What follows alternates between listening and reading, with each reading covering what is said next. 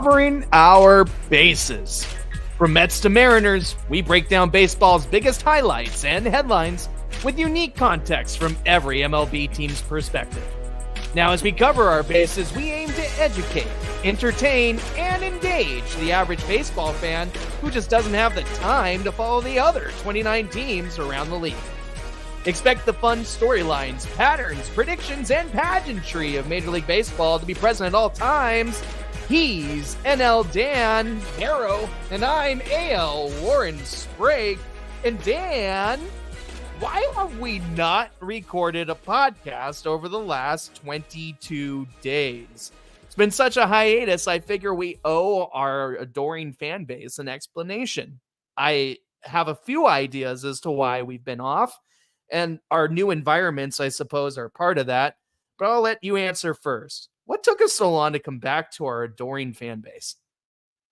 Yeah, man. Well, hey, we went through a busy trade deadline. I think that had both of our attentions pretty encapsulated. And say that again. Yeah, I know for myself, I was fighting a cold that knocked me out for almost an entire week, unfortunately. And in that whole stretch, I got a chance to go to an actual live baseball game, or in person, not just on the screen, a real baseball game. That's how about you, though? Was it minor league? I mean, you do wear the Salt Bees proudly so often. It's major league, dude. It was the New York Mets at the Colorado Rockies. It was a great game. Oh, you went to Coors Field. And after all of the positivity I tend to put out about that ballpark, I have to ask, was it everything that we've kind of hyped up? Is it a beautiful place to see a ball game or what? Yeah, it totally is. Great place to see a game. Really not a lot of bad seats from any of the perspectives I had from walking around. They have like trees in the outfield, which are actually just like right there. So even though it's downtown, like it feels very nice in the middle of the city. It was really nice. And obviously with the altitude, lots of hits, lots of runs, always exciting baseball. And if I remember, let's see, you were in Coors, one of the hardest places to know you're going to beat the Rockies, obviously. Right. How'd you do? We won, man. We took a lead in the top of the first.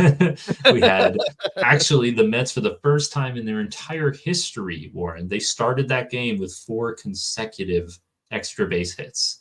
It was double home run. Holy cow. We got off to an early lead. And yeah, never before in the Mets history has that happened, and got to see it. So pretty cool. That's a lot of fun. Who was the starter who gave that up? Do you remember? Oh gosh. Yeah, it was put me on the spot. Warren. Was it was I don't think it was Cal Quantrill. Wasn't Dakota. He'd been released by then, right? Yeah, no, it wasn't Dakota. Well, then maybe it'll be somebody nobody knows anyway, so we can move on. Yeah, it wasn't a name I remembered, so. Oh, Rockies. Well, I'm happy for you, man. You had a sickness aside, you had a couple of weeks of quality life. I too went through some changes, guys. I'm in a new apartment. We've relocated. I'm proud to be in this new place. It's so pretty. I'll have a very Seattle-based corner here in the next couple of weeks for y'all to look out on. I'm sure you're excited for more Mariners content, even though we are certainly aware of the collapse we've gone through. Thank you. And at that, I'll also say I changed careers. I left the Vegas hospitality scene to do something more sports related.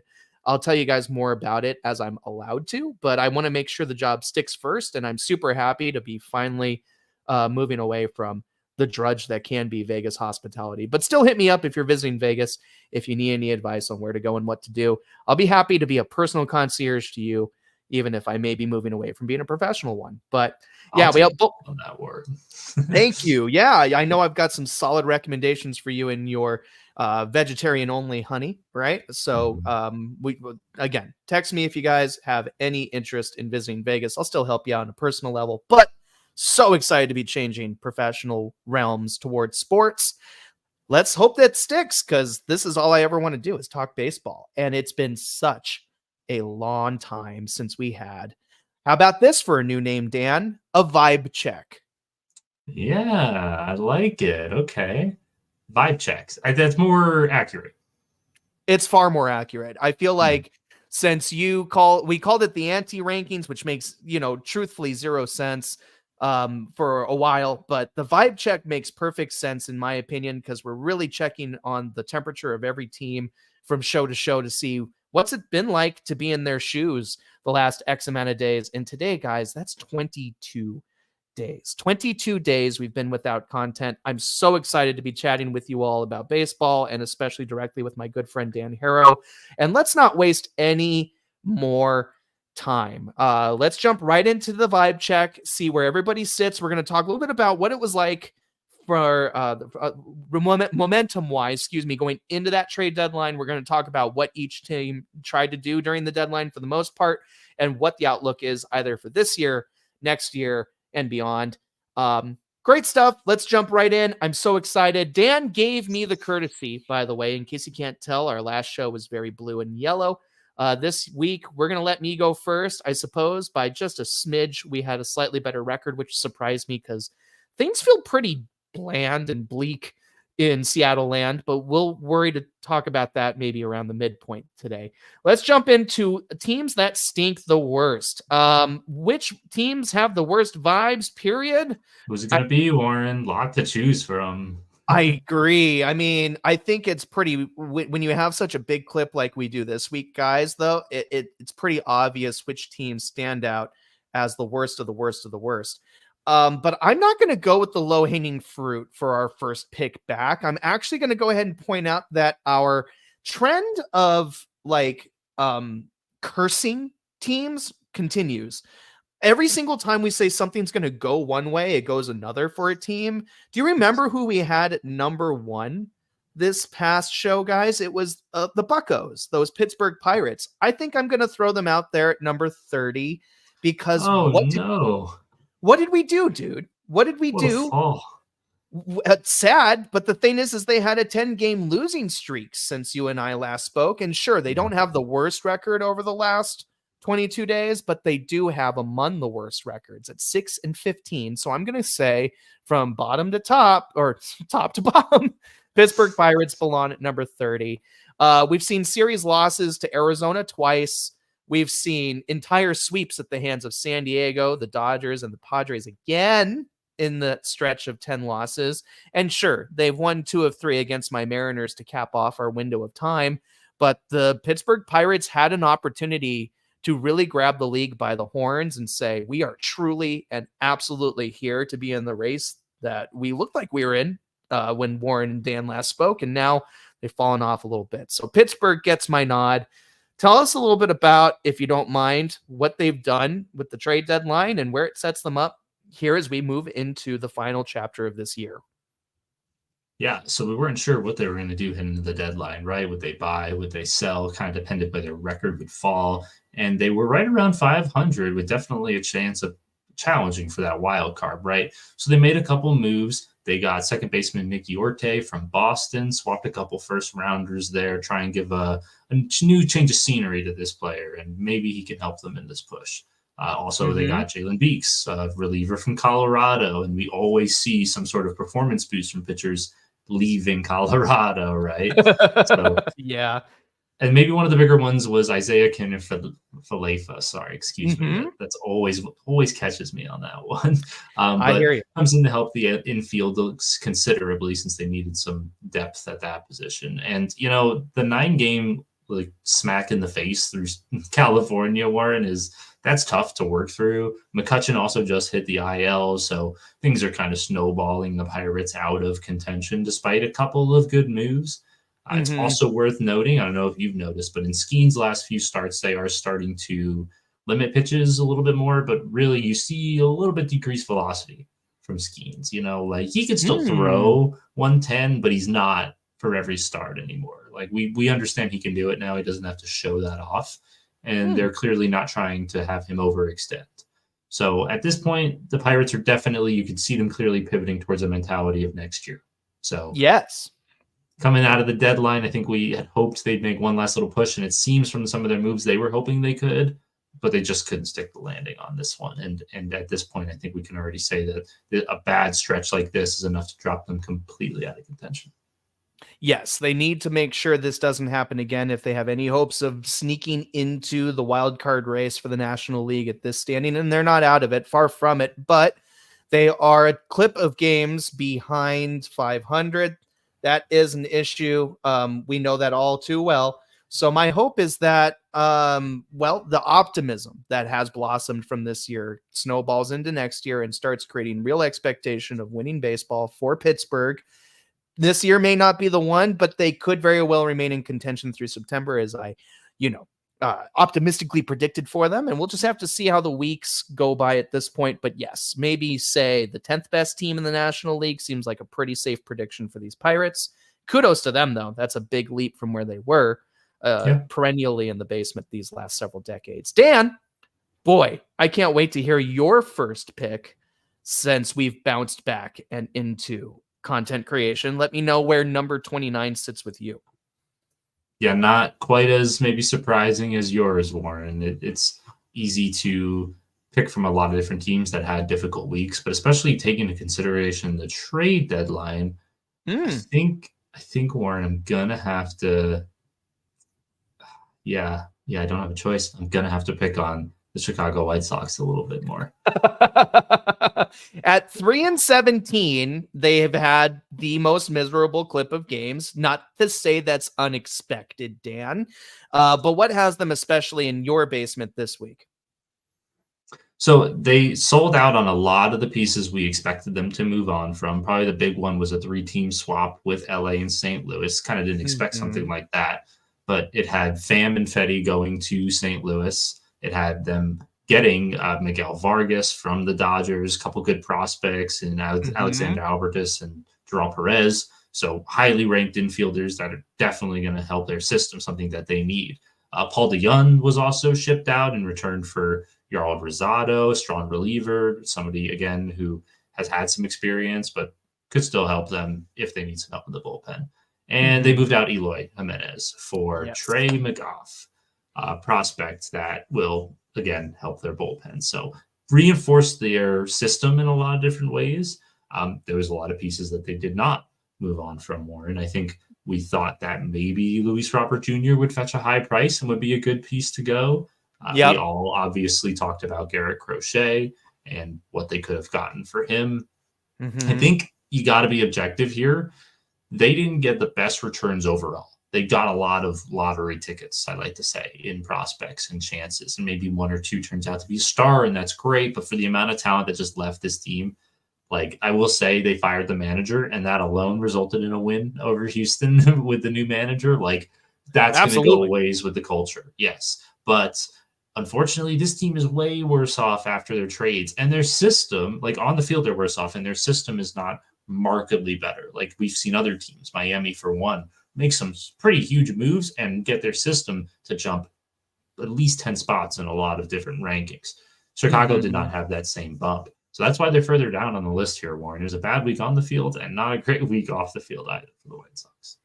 Yeah, a whole month has elapsed, and it feels as if this team has not capitalized on what the trade deadline could have been for them, a way for them to return to form a little bit faster. Yet they kept a backbone player like Luis Robert with the intention of him being the core of whatever comes next. And, for better or for worse, I kind of weep for the guy a little bit that he's now still strapped to the White Sox anchor right at the moment. It's going to be impossible to believe that this is a, now 2-year rebuild. Maybe I feel like they've got a longer stretch, at least on paper right now, before they return to competitive baseball in the consideration around the league. You're right. They just did not get what they needed. Fetty was especially moved for a disappointing return, big time. I mean, that was maybe the best impact person they did move at this point for a team that should be contending. And look what it's done for the Cardinals. We'll talk on that shortly. But yeah, the White Sox are losers for sure at the trade deadline, losers this year, and maybe losers for the next several years. Boy, low-hanging fruit indeed, Dan. It is. I'm sorry. Here's at number 28. Here's a team that should not be the low-hanging fruit, but is at this point. And I know I think I've been the one to shout out this team a couple shows in a row, Dan. I want to go ahead and point out that the defending champion Texas Rangers are tremendously disappointing at this stage of the year. the trade deadline's come and gone. This was their chance to shore up a couple of opportunities to return to the opportunity to defend their own title, but I don't think it's going to happen. They stumbled in getting swept by Toronto to the trade deadline. They gave up 2 of 3 to the St. Louis Cardinals en route to that as well, and didn't win a single series following. Boston, Houston, the Yankees, Boston again, and then the Twins have all had their way with the Rangers since then. I don't think they're going to get to the dance period, Dan, and that has to be a tremendous disappointment to a fan base coming off their first World Series win. And they really don't have the farm system to have offered many pieces away anyway. This is a tough place for the Rangers to be in. How do you feel about that? Yeah, they definitely made moves at the deadline that kind of showed that they were still in it and still very much playing that way. They swapped free agent to be Michael Lorenzen to the Royals for multiple years of control of left-handed Walter Pennington. So pretty good support. They had a win-win trade last year with Chapman for Reagan, so trying to kind of do more of the same. Swapped a couple of sub-30 prospects for catcher Carson Kelly. Obviously, we know about Yona Heim being out, so they needed that little boost. So they kind of did a lot of the things that they thought that they could just boost the team. We talked about flexibility. This is one of the teams that really doesn't have a ton of flexibility. So they did what they could. And yeah, the field of play really just cemented the fact that it wasn't enough and they would have had to do a lot more. You know, the health was not on Texas' side this year. It's very clear at this point that they're probably not going to make it. You said it, Warren. They're out of it. It's just such a bummer when the champ can't return to try to defend their title. It's that simple. Yeah. That's why they need to be one of the teams earlier on in our discussion right now. They have to have some dirt thrown on them big time. I feel bad for the Arlington fan base that is coming off of such a tremendous, sports-based milestone that they don't get to have that conversation here, most likely again at all, as October comes. It's just disappointing. I don't know why we'd spend too much more time pointing out that, their young system wasn't enough to push them past these hurdles. You got to be excited for the future with some of these guys like Josh Young, Josh Smith, Evan Carter, and I'm still a huge Jonah Heim fan, even though he struggled. But of course, Wyatt Langford has been heating up a little bit in this. Excited for them all to be healthy, Warren. That's what I'm excited for.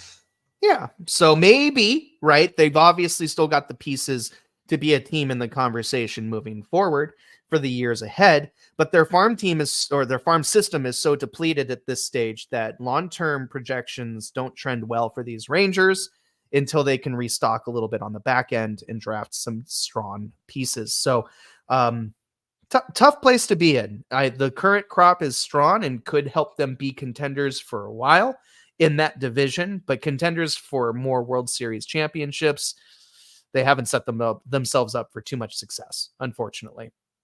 Hey, do you have more low-hanging fruit here at number 27, Dan? Or are you going to get a little bit more playful? I got more low-hanging fruit for you, Warren. I was a little surprised it wasn't this other team from your division, the Los Angeles Angels. I know you know about this one, Warren. What's going on?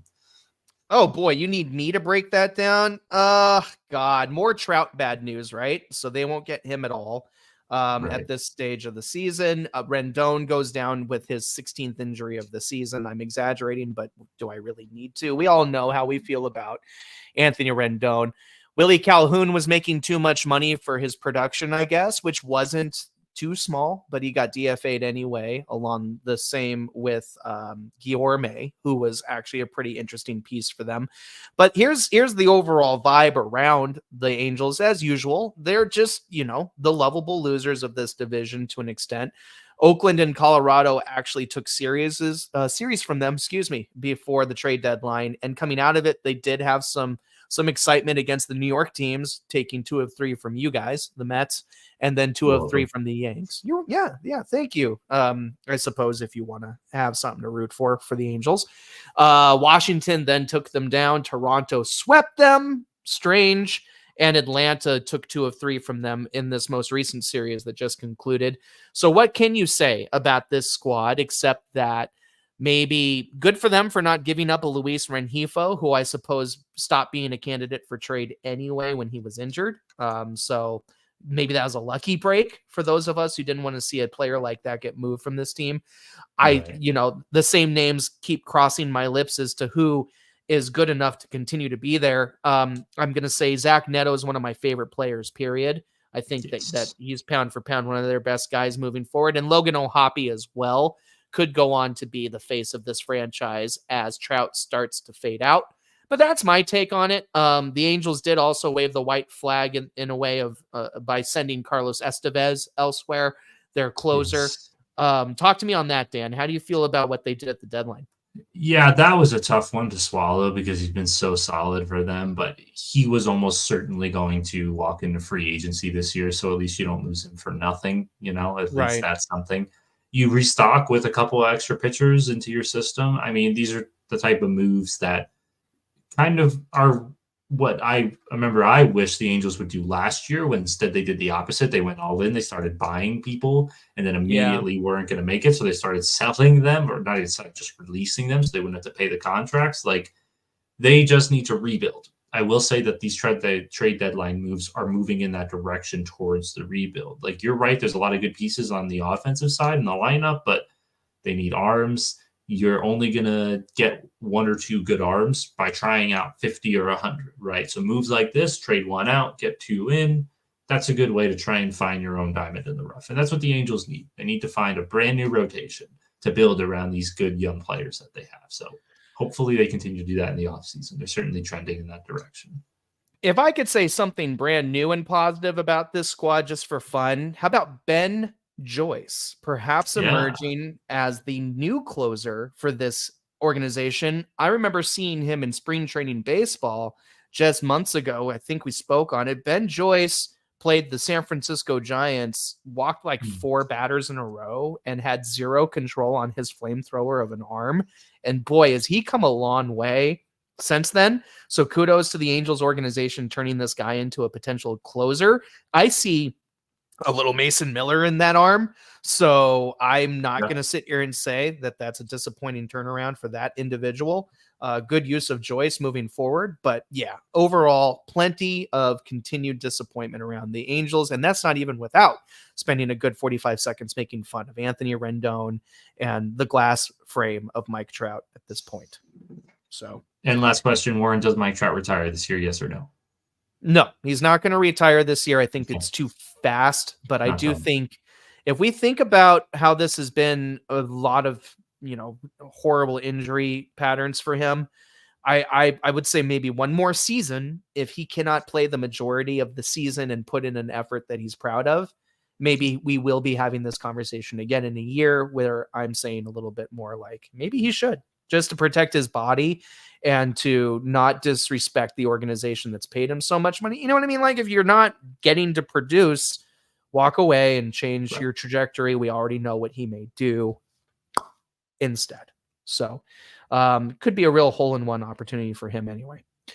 Dan the man, I'm going to pick a team that's not as low-hanging as others in the form of good conscience, since you continue to swerve away from the Rockies and the Marlins for now. How about the St. Louis Cardinals in terms of expectations versus outcome here the last couple of weeks? This was a team that was a playoff contender last time you and I were talking. As a matter of fact, I think they were in wild card position, and they found themselves losing momentum a little bit here going into the deadline, dropping a series to the Nationals, winning one against Texas, though. They were 3-3 before that trade deadline. And since then have pretty much stumbled miserably out of the gates, getting, a loss to the Mets in their makeup game. They did take a series against the Rays. They split 2 against the Royals to say that they might still be good at baseball, but then they get swept by the Reds, who've been very much hot or cold, and also failing to live up to the Dodgers here in a recent 3-game stretch, who will obviously be obstacles of theirs should they make it into the National League bracket. Cardinals are a little bit of a disappointment right now, too, and I know we hinted at it earlier on in the talk when we talked about Fetty going to this team. Well, what's going on with the Cardinals, dude? They've fallen out of playoff contention solidly. Can they regain it? I don't know, because Fetty and Tommy Pham was the other big addition that this team got from the White Sox. that was kind of their big swing. You know, Victor Scott II is back in the lineup at this point. So Tommy Pham is essentially riding the bench. He has not improved very much from his kind of tough start to August in Chicago. It hasn't improved very much in his attempts that he's had in the at-bats. And then on the other hand, Fedde has been okay in a couple starts, but certainly not as good as he's been in Chicago. So both of these guys have not been the impact players that St. Louis was hoping they would be. That's reflected in their record. You could see 1-2 against the Dodgers, like a tough series. And I watched that game that the Cardinals played the Mets, and they were completely listless. The Mets won 6-0. Like the Cardinals were toothless. So it's disappointing to see them take that one last swing, and they're going to taper off here. I think they're a 500 baseball team. I think they're going to end up just outside, as they are now, of the wild card. And I think that, you know, they're not going to break into it or anything like that. But this team is still a couple pieces away. Like, obviously, the underperformance of Arenado and Goldschmidt cannot be over exemplified. Like, you can't help but say at this point in the season, looking back, if you had two impact players in those positions, more so than what they've been, that this team would be in the playoffs. So pretty disappointing for St. Louis at this point, but opportunity for next year, optimism for next year. A lot of these guys under contract. It's going to be good. Now, it's important to mention Eric Fedde's under contract for next year. That's a great win, because the Cardinals might lose Lance Lynn or one of these other guys. So that's plus. What I learned a lot from this trade deadline, especially as somebody who's speaking on baseball for only really the first time, this year, I want to say that, like, I've learned that it's not just about the now, it's about the forward years of control. Like, the control for Fedde to be part of this organization for a whole nother year may have been what they were banking on. Maybe they also recognize that they're a piece or two away. So it was a shrewd move, and maybe their best. It's just too bad they're not set up for more immediate success now. And we'd have to look at the strength of schedule to predict if they can power through some of the better National League teams. But teams like the Padres and the Diamondbacks have really stuck their flag into the ground, and the Brewers haven't fallen off like we predicted. So it's really like it would be St. Louis or New York or Atlanta, right? Is kind of they're trying to take Atlanta's spot. Woo! Yeah. It's not an easy spot to take. Good luck. Is what we'll leave it at. Exactly. Leave it right there. Good luck to the Birds. Great choice by me, if I say so myself. What's number 25, Dan? Number 25. This one's not a low-hanging fruit, I don't think, Warren. Let's go for the Philadelphia Phillies. You are determined to keep Philadelphia in the bottom five the last several shows. Right. That's right. And it continues. Well, I mean, they did have a record of 9-13 over the last 22 days. So definitely surprisingly stumbling and fairly consistently now. What's going on with the Phillies? Dude, sorry, you caught me off guard, just like the Phillies have been caught off guard for this last month of baseball, because whenever a talented team comes to town, they can't get it done, dude. So first time they've been swept all year, Warren. They were swept at the hands of the Yankees. I mean, that's impressive that they've made it this far, but still pretty disappointing. They had to make some moves. We talked all the past 2 months about what they were going to do for the outfield. They went out and they got Austin Hayes, helped them out in center. He's a lefty. That's great, because Brendan Marsh is their other lefty, who has been probably a little bit less than what they've wanted as a lefty specialist. So Hayes can fill that in. They move Dominguez out, but they bring Carlos Estevez in from the Angels. Obviously makes a great bullpen even greater.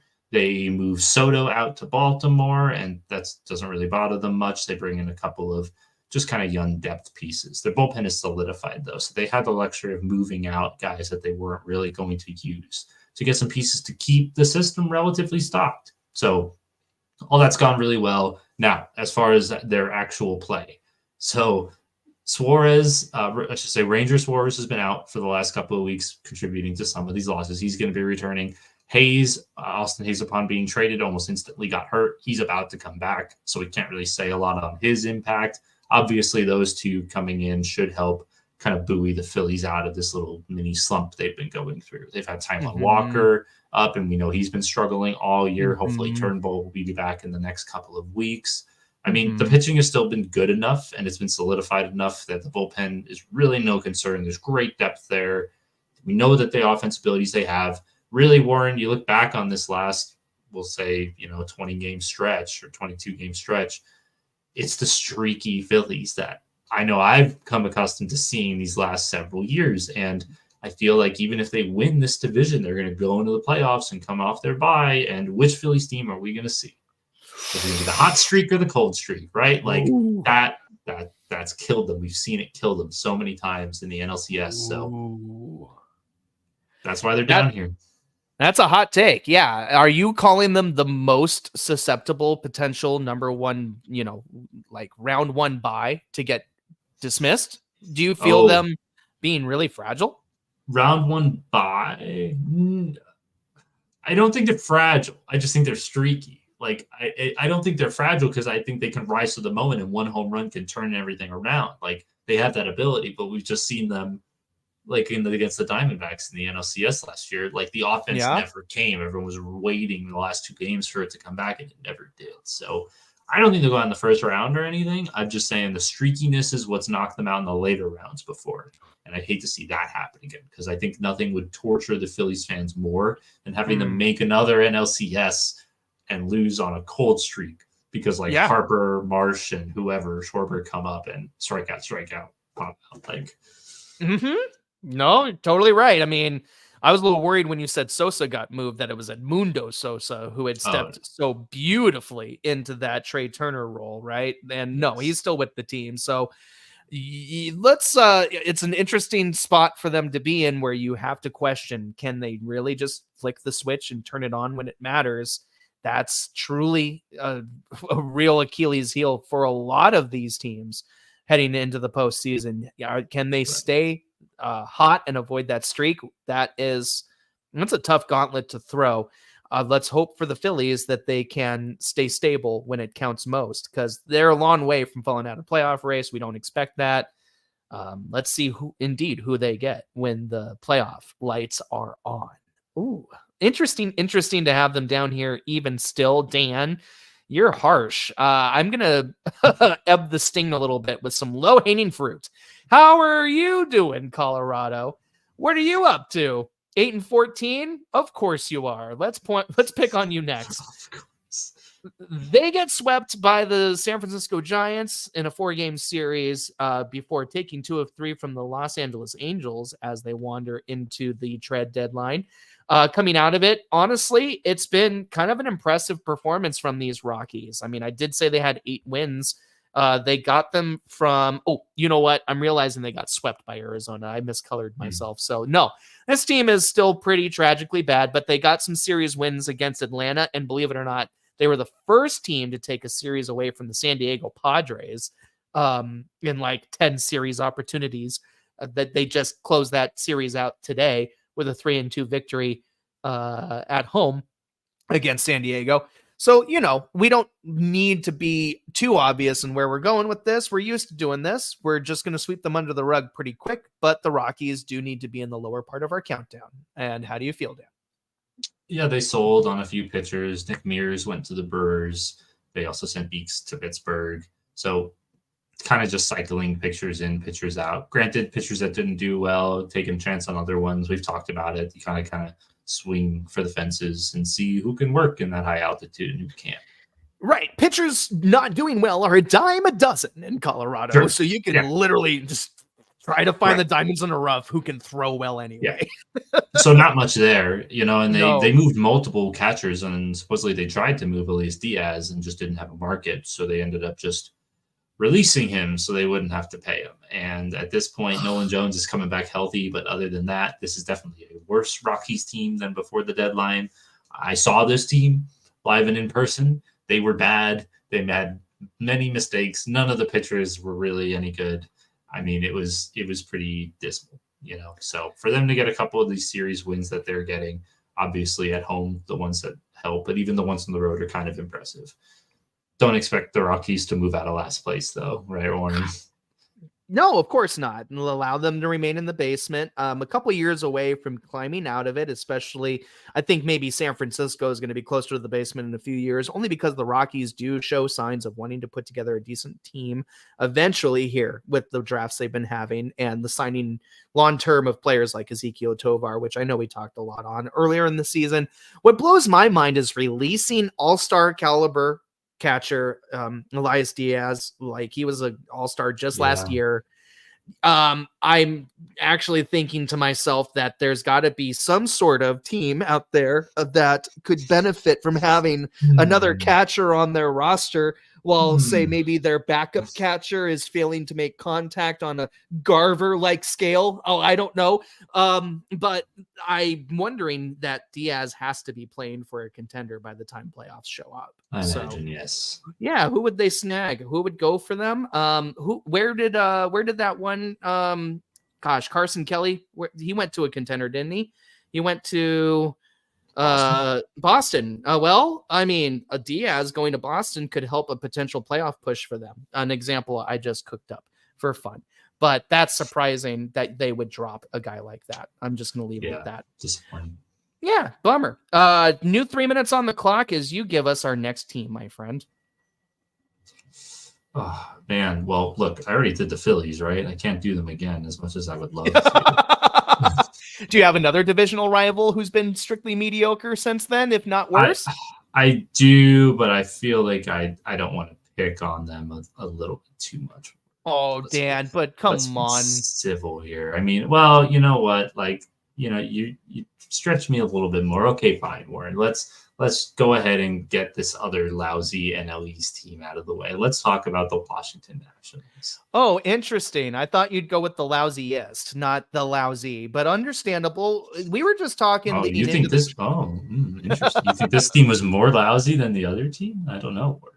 Guys, I'm taking their trade deadlines into consideration here, Warren. So maybe that's why the other team's a little bit higher than you'd expect.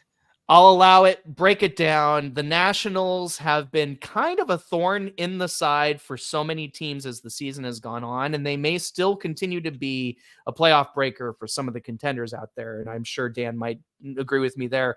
But we're talking about a hot and cold team, literally basically trading series wins for series losses from, battle to battle here. They beat St. Louis, lost to Arizona, beat Milwaukee, lost to the Giants, beat LA, and split with Baltimore before losing 3-4 to the Phillies. So if you kept up with that, this is very much a team that feels like they can beat anybody in a series from day to day, but consistency is just not in the ballpark for them. Take on the Nats now. Yeah, so they actually finally sold on a couple of the outfielders they were hoarding. So a guy like Jesse Winker on a 1-year contract, they moved him to a playoff contender in the Mets. I mean, for just a $2 million flyer contract, yeah, Jesse, we'll pay you for this year. And then they flip it into a right-handed pitcher who could actually help them in the future. That's a heck of a return for the Nats, I got to say. Pretty impressive. They also sold Lane Thomas, and they got a bevy of prospects in return, several infielders and a pitcher. So that's going to go a ways towards their system. And, you already said it, Warren, like this is a team that is going to disrupt. And frankly, with the guys that they've moved out, they've called up some more prospects, obviously focused on evaluation, putting some of their best talent into the big leagues, having them play against the main competition that they want to be playing against. And their first baseman and third baseman they've called up, Warren, Andres Chaparro, and Jose Tena, have actually been almost as good as Woods has been in the outfield. Like offensively, they're producing really well. Defensively, they look beyond their years at this point. Pretty impressive, and you don't expect that for Washington. So it's trap game when you see Washington on the schedule, Warren. Tell your friends, watch out. The Nationals will win a game. They'll lose the series, just like we saw this week, but they will win a game, at least one. Yeah, you put on your projection goggles and look out 2 or 3 years, and I might warn you there, Dan, the Nationals are coming. The Nationals are coming, right? Oh, no. There's something about the young pieces that definitely say that if CJ Abrams continues to develop into a bit of a superstar, and any of these younger guys really do pan out to be everyday players, This is a team that could truly contend for divisional victories, and playoff contendership within the next, I'd say, 2 seasons. So I just say, Warren, that this is a team that did the rebuild correctly. They won a World Series 5 years ago, and they basically tore it all down the next year. They had like 2 contracts that they paid out, and like one was Strasburg. He never really pitched again, so they didn't even really have to deal with that. It was just on the books, which is why they were a little bit more lousy than they wanted to be in the last few years. And that you were seeing them. They were like, okay, sell a player, get 10 players, pick one good player, sell another player, get another 10. Like, they're doing it the right way, and they're building the team, So like Lane Thomas, by the time he hit his prime, he was going to be exiting it by the time that they entered in their window, right? So sell him. Jesse Winker, sell him. Like, they're doing it the right way. I give them a lot of credit for that. Absolutely. They're a very shrewd front office. They've done well to put together the outlook of this camp the way they have. Given me a little bit of Baltimore Orioles vibes. I know, of course, the nation's capital and Baltimore aren't too far apart from each other, so it's a bit of a lame comparison, but they are building their team, and that is what Baltimore has been doing these last several years, and now they're a juggernaut, right, in the American League for years to come with lots of youthful talent. Maybe the Nationals are taking notes not just from those Cincinnati Reds with all of their running of the bases, but also teams like Baltimore and how to actually construct the future of your organization. Good stuff.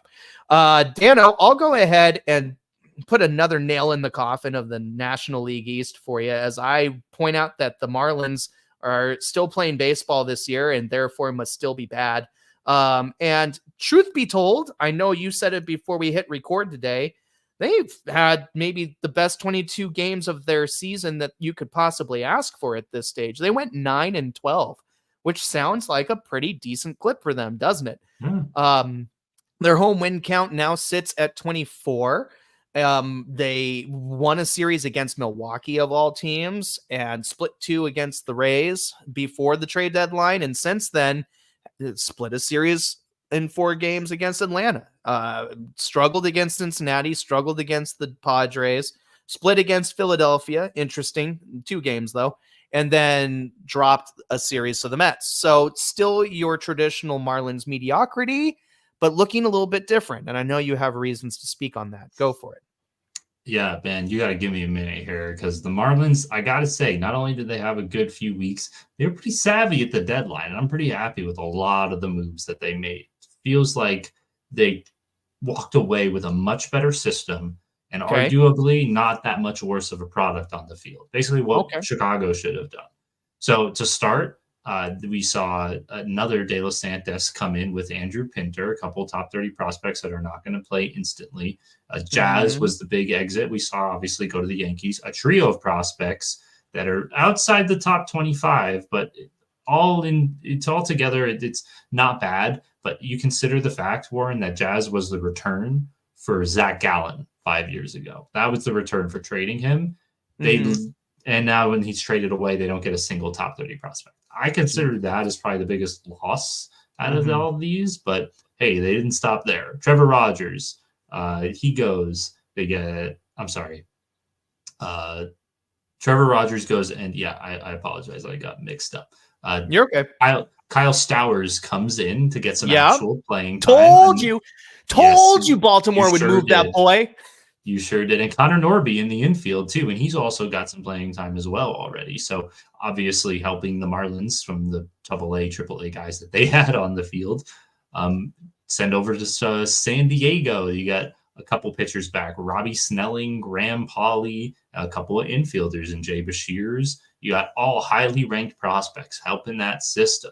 And then to Seattle, Warren, obviously, you've seen the return already. But for JT, we have a Will Schomburg coming back. A long chance reliever, the way I see him, unless you have anything else. Warren, kind of looks like a win-win for both sides. You guys didn't really need him, and kind of a fair swap. So this is all to be said. After coming out of this, the Marlins obviously a little bit better on the field. We've had some over performances on the field, like obviously outside of Jake Berger, Warren. We've had Xavier Edwards going off, hit for a cycle this past about a week ago, and now it is.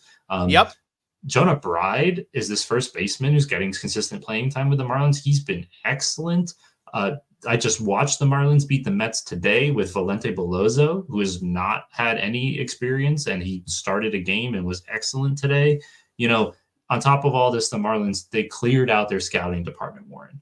They fired wow. so many executives. Yeah, and they always do it a little bit before the end of the season to give them a chance to explore job opportunities, but they're gone. So as far as like everything that they've been planning for the offseason, all those people were gone. It's a brand new picture the Marlins are painting. And they could very much take the rest of this season, evaluate what they have, and try and, still rebuild, but do it a little bit quicker, a little bit of a quick turnaround, because they've done so many big moves this year to get a head start on it. We could see the Marlins trying to turn around faster. For example, Jake Berger still being on this team. Maybe they want to do it in his window, which would be something to see. I'll tell you, this could be a very competitive division in the next couple of years with how much we've talked about how the Nationals and Marlins have set themselves up here or there. So an incredible review from you there. And I do want to say just one little note that we're not overstating how impactful Xavier Edwards and Jake Berger have been for this team, guys. In the last 30 days, their player ranking ranks 6th and 7th in the entire league among offensive players, and player ranking being their fantasy value, which is a great, indicator of how much impact these players have on the field. Yeah, Xavier Edwards at number 6 might blow your mind, and Jake Berger at number 7. The only player is more impactful than them over the last 30 days. Aaron Judge, Vladimir Guerrero Jr., Tyler Fitzgerald of the Giants, Jose Ramirez of the Cleveland Guardians, and Bobby Witt Jr. of the Kansas City Royals. All stars, all abound, except for that surprising Giants name. Yeah, absolutely. So incredible company to be named among.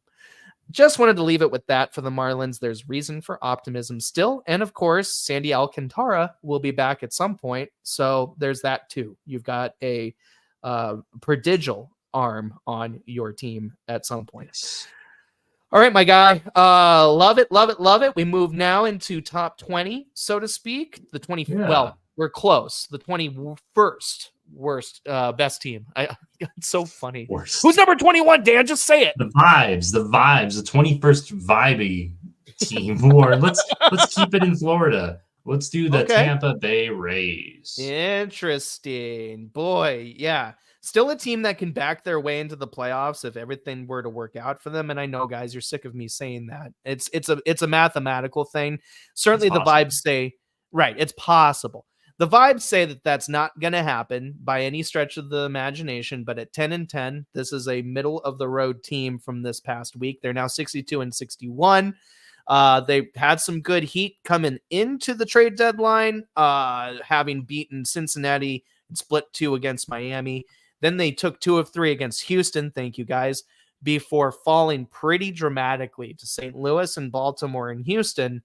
They did sweep Arizona, though, over the last 3 days, which I think is a true shocker to both of us, given how Arizona has soared recently. More on them far later in our talk. How do you feel about Tampa yourself? Dude, I will say that it's like they saw what Miami was doing and was like, we'll do what we'll have what they're having, but we want it to be nicer. We want to charge a little bit more, because the sell-off in Western Florida had higher prices than the one in Eastern Florida. They had a bounty. We'll start with Seattle, Warren. Randy obviously coming back the other way. Outfielder Aiden Smith, right-hand pitcher Brody Hopkins, and a player to be named later. Not a bad return. A couple top 15 prospects in the Rays system, so I think it's pretty solid return. We'll see how it benefits both sides years down the road, obviously. But to start, obviously you're happy with it. When you have 8 or 9 of the top 100 prospects in Major League Baseball, you would expect to have to give up 2 or 3 of them for a guy like Randy, when you also get 2 years of team control for an all-star caliber outfielder who's also charismatic and has personality, which we love in Seattle. So I'm thrilled from the Seattle standpoint for this trade. Keep going. Yeah, good prospects, though, for the Rays. And from Baltimore for Zach Eflin, they got outfielder Matt Etzel, right-hand pitcher Jackson Baumeister, and utility Mac Hovarth, a trio of draft picks from just last year, and coincidentally, all teammates that are going to head over to Tampa all together in the same system. So that could actually go a long ways for those guys. Jason Adams heads to San Diego for another trio of good prospects. Dylan Lesko, Homer Bush Jr., and J.D. Gonzalez. So you got to figure on all these trades. If the Rays hit like one diamond out of the three, like they just got 3 from the 9 players they acquired, right? So we know how they are player development, especially with pitchers. Yes. So this could be pretty scary, right? And, you know, the rebuild could go a little bit quicker because for Isaac Paredes, they got some decent roster players, actual starters. Christopher Morel comes in, Hunter Biggie comes in, Ty Johnson. I mean, if they can get the most out of these players, like they're playing 500 baseball right now, they can definitely still make some noise. And last but not least, Warren, Rosario heads to LA for Michael Flynn, which is just one of those little, here you go. And the Dodgers couldn't even keep their hands on Rosario, juggling players in and out. So the Rays just kind of got an extra player for nothing there. Pretty awesome. Good return, good trade deadline. A very shrewd front office, a very capable training or organization. They find, you're right, ways to maximize arms, like only certain teams out in the league can do.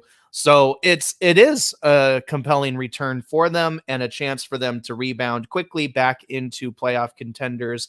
How they are so good at making inexpensive pieces into impactful ones on the field is just such an inspiration for teams around the league. They're really a fascinating organization, as they've been all year. If this is them flying under the radar, look for the Rays to be compelling baseball again very, very, very soon. Very soon. It's amazing how they've been able to turn it around.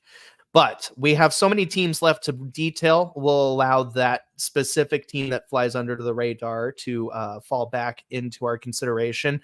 I feel like I want to go for another team that's shooting right at the 500 next, and that's a good clip here. But first, how about a team that might be the professional, playoff breakers for the rest of the year, at least in the American League? How about the Detroit Tigers? Yes. At number 20, I think it's fair. They did have a slightly losing record at 9-11, getting a great series win today over the Yankees, mind you. They have also claimed 5 out of 6 opportunities from my Mariners, which has been frustrating. Absolutely. When you think about our playoffs are being dashed, by these Tigers. So that's why I can certainly put them there. San Francisco Giants and Kansas City Royals have handled them. Cleveland also took them just before the trade deadline, as did the Twins. So they failed to beat the pretty good teams, which is why I'm especially mad at Seattle right now, because I thought we were pretty good at this point. But the Tigers overall, dude, this is a team that is also a year or two away, as we've said all year. Did their moves at the trade deadline make you feel like they were more ambitious than that? Not ambitious, no, because none of the moves are really going to be directed to benefit the team immediately. Like, we're still seeing a lot of the same Tigers team minus a few pieces. So, they saw what they had to kind of build up that system, which has been good, and we're starting to see the fruits of that, right? But clearly they don't have enough yet. And I think they know that, which is good. So they sold Carson Kelly to make way for a really highly ranked catching prospect named Dylan Dinkler, which is just an A-plus name, Warren. Dylan Dinkler. Dylan Dinkler. Catcher Dylan Dingler. The Dinglers behind the plate. Anyway.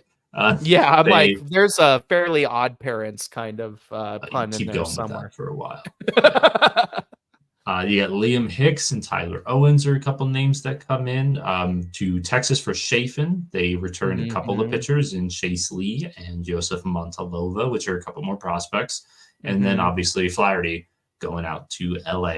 We had another catching prospect come in, and shortstop Trey Sweeney. So these are more guys that are going to be probably AA, AAA roster. And then finally, Mark Canha heads to San Francisco for Eric Silva, a AA prospect that's been okay. And so, flip out Canha, send him to a team that probably isn't going to make the playoffs, but has a better chance at making that run at it, I guess. And at the end of the day, they're pretty much the same team on the field, and minus Mark Canha, I guess you could say. And they've got a lot more catching and bullpen, a couple starters in the works there. So if they can, same thing as we said with the Rays, more lottery tickets to help hit the diamond on the rough for. So pretty good deadline for the Tigers, I'd say. Didn't think they were going to contend. A couple of these series wins are just kind of a bonus. And they're going to be looking for bonuses just like that, looking at what pieces on their lineup can do enough forward momentum against, potential playoff contenders. That I feel as if, and it's only, again, maybe clouded by my failure against them as a Seattle fan the last several weeks, but it's just frustrating to watch a team like this turn it on against those teams, hoping to get over a certain peak. So gotta be on your game against the Tigers. They can catch you unawares, and they have, frustratingly for me. So I wanted to make sure they at least belonged in the lower third if I could, so I can at least thumb my nose at them a little bit. Okay, Dan, take the reins. Have the next one. I want to send these Tigers to the jungle in the back of my mind. I think that's a good call, dude. So yeah, where to go for this next one?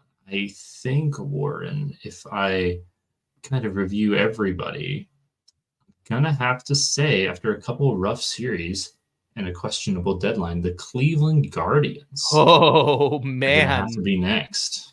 You mean the best statistical team in the American League is number 19 for our vibe check? That seems puzzling. You got some justifying to do. Vibes are off. The vibes are off in Cleveland, dude. Well, I mean, to put it bluntly, they did go 11-11, which are their Angels numbers in some minds, but mediocrity in ours. They went 11-11 over the last 22. They took 2 of 3 from Philadelphia. They swept Detroit in a 2-game series, which barely matters to me. They split 2 of 2 with Baltimore coming out of the trade deadline before being swept by Arizona, splitting 4 more, I should say, with Minnesota, and getting swept by the Cubs, who all of a sudden feel like they need to move it or lose it.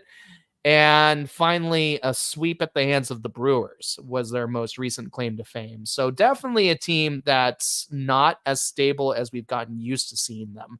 Is the pitching finally catching up to this team? That's been a major concern for me. What's your take on the Guards?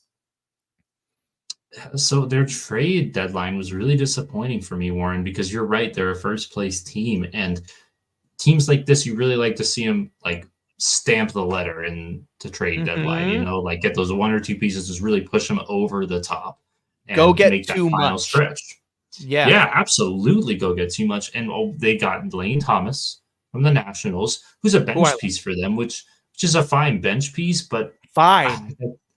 Yeah, there's too much inconsistency there. I think they could have done a lot better. And Young, for sure, and the ability to resign. But then as for the pitching side of things, they bring in Alex Cobb from the Giants. He's a good starter. Fun fact, he actually was a routine battery mate with Stephen Vogt.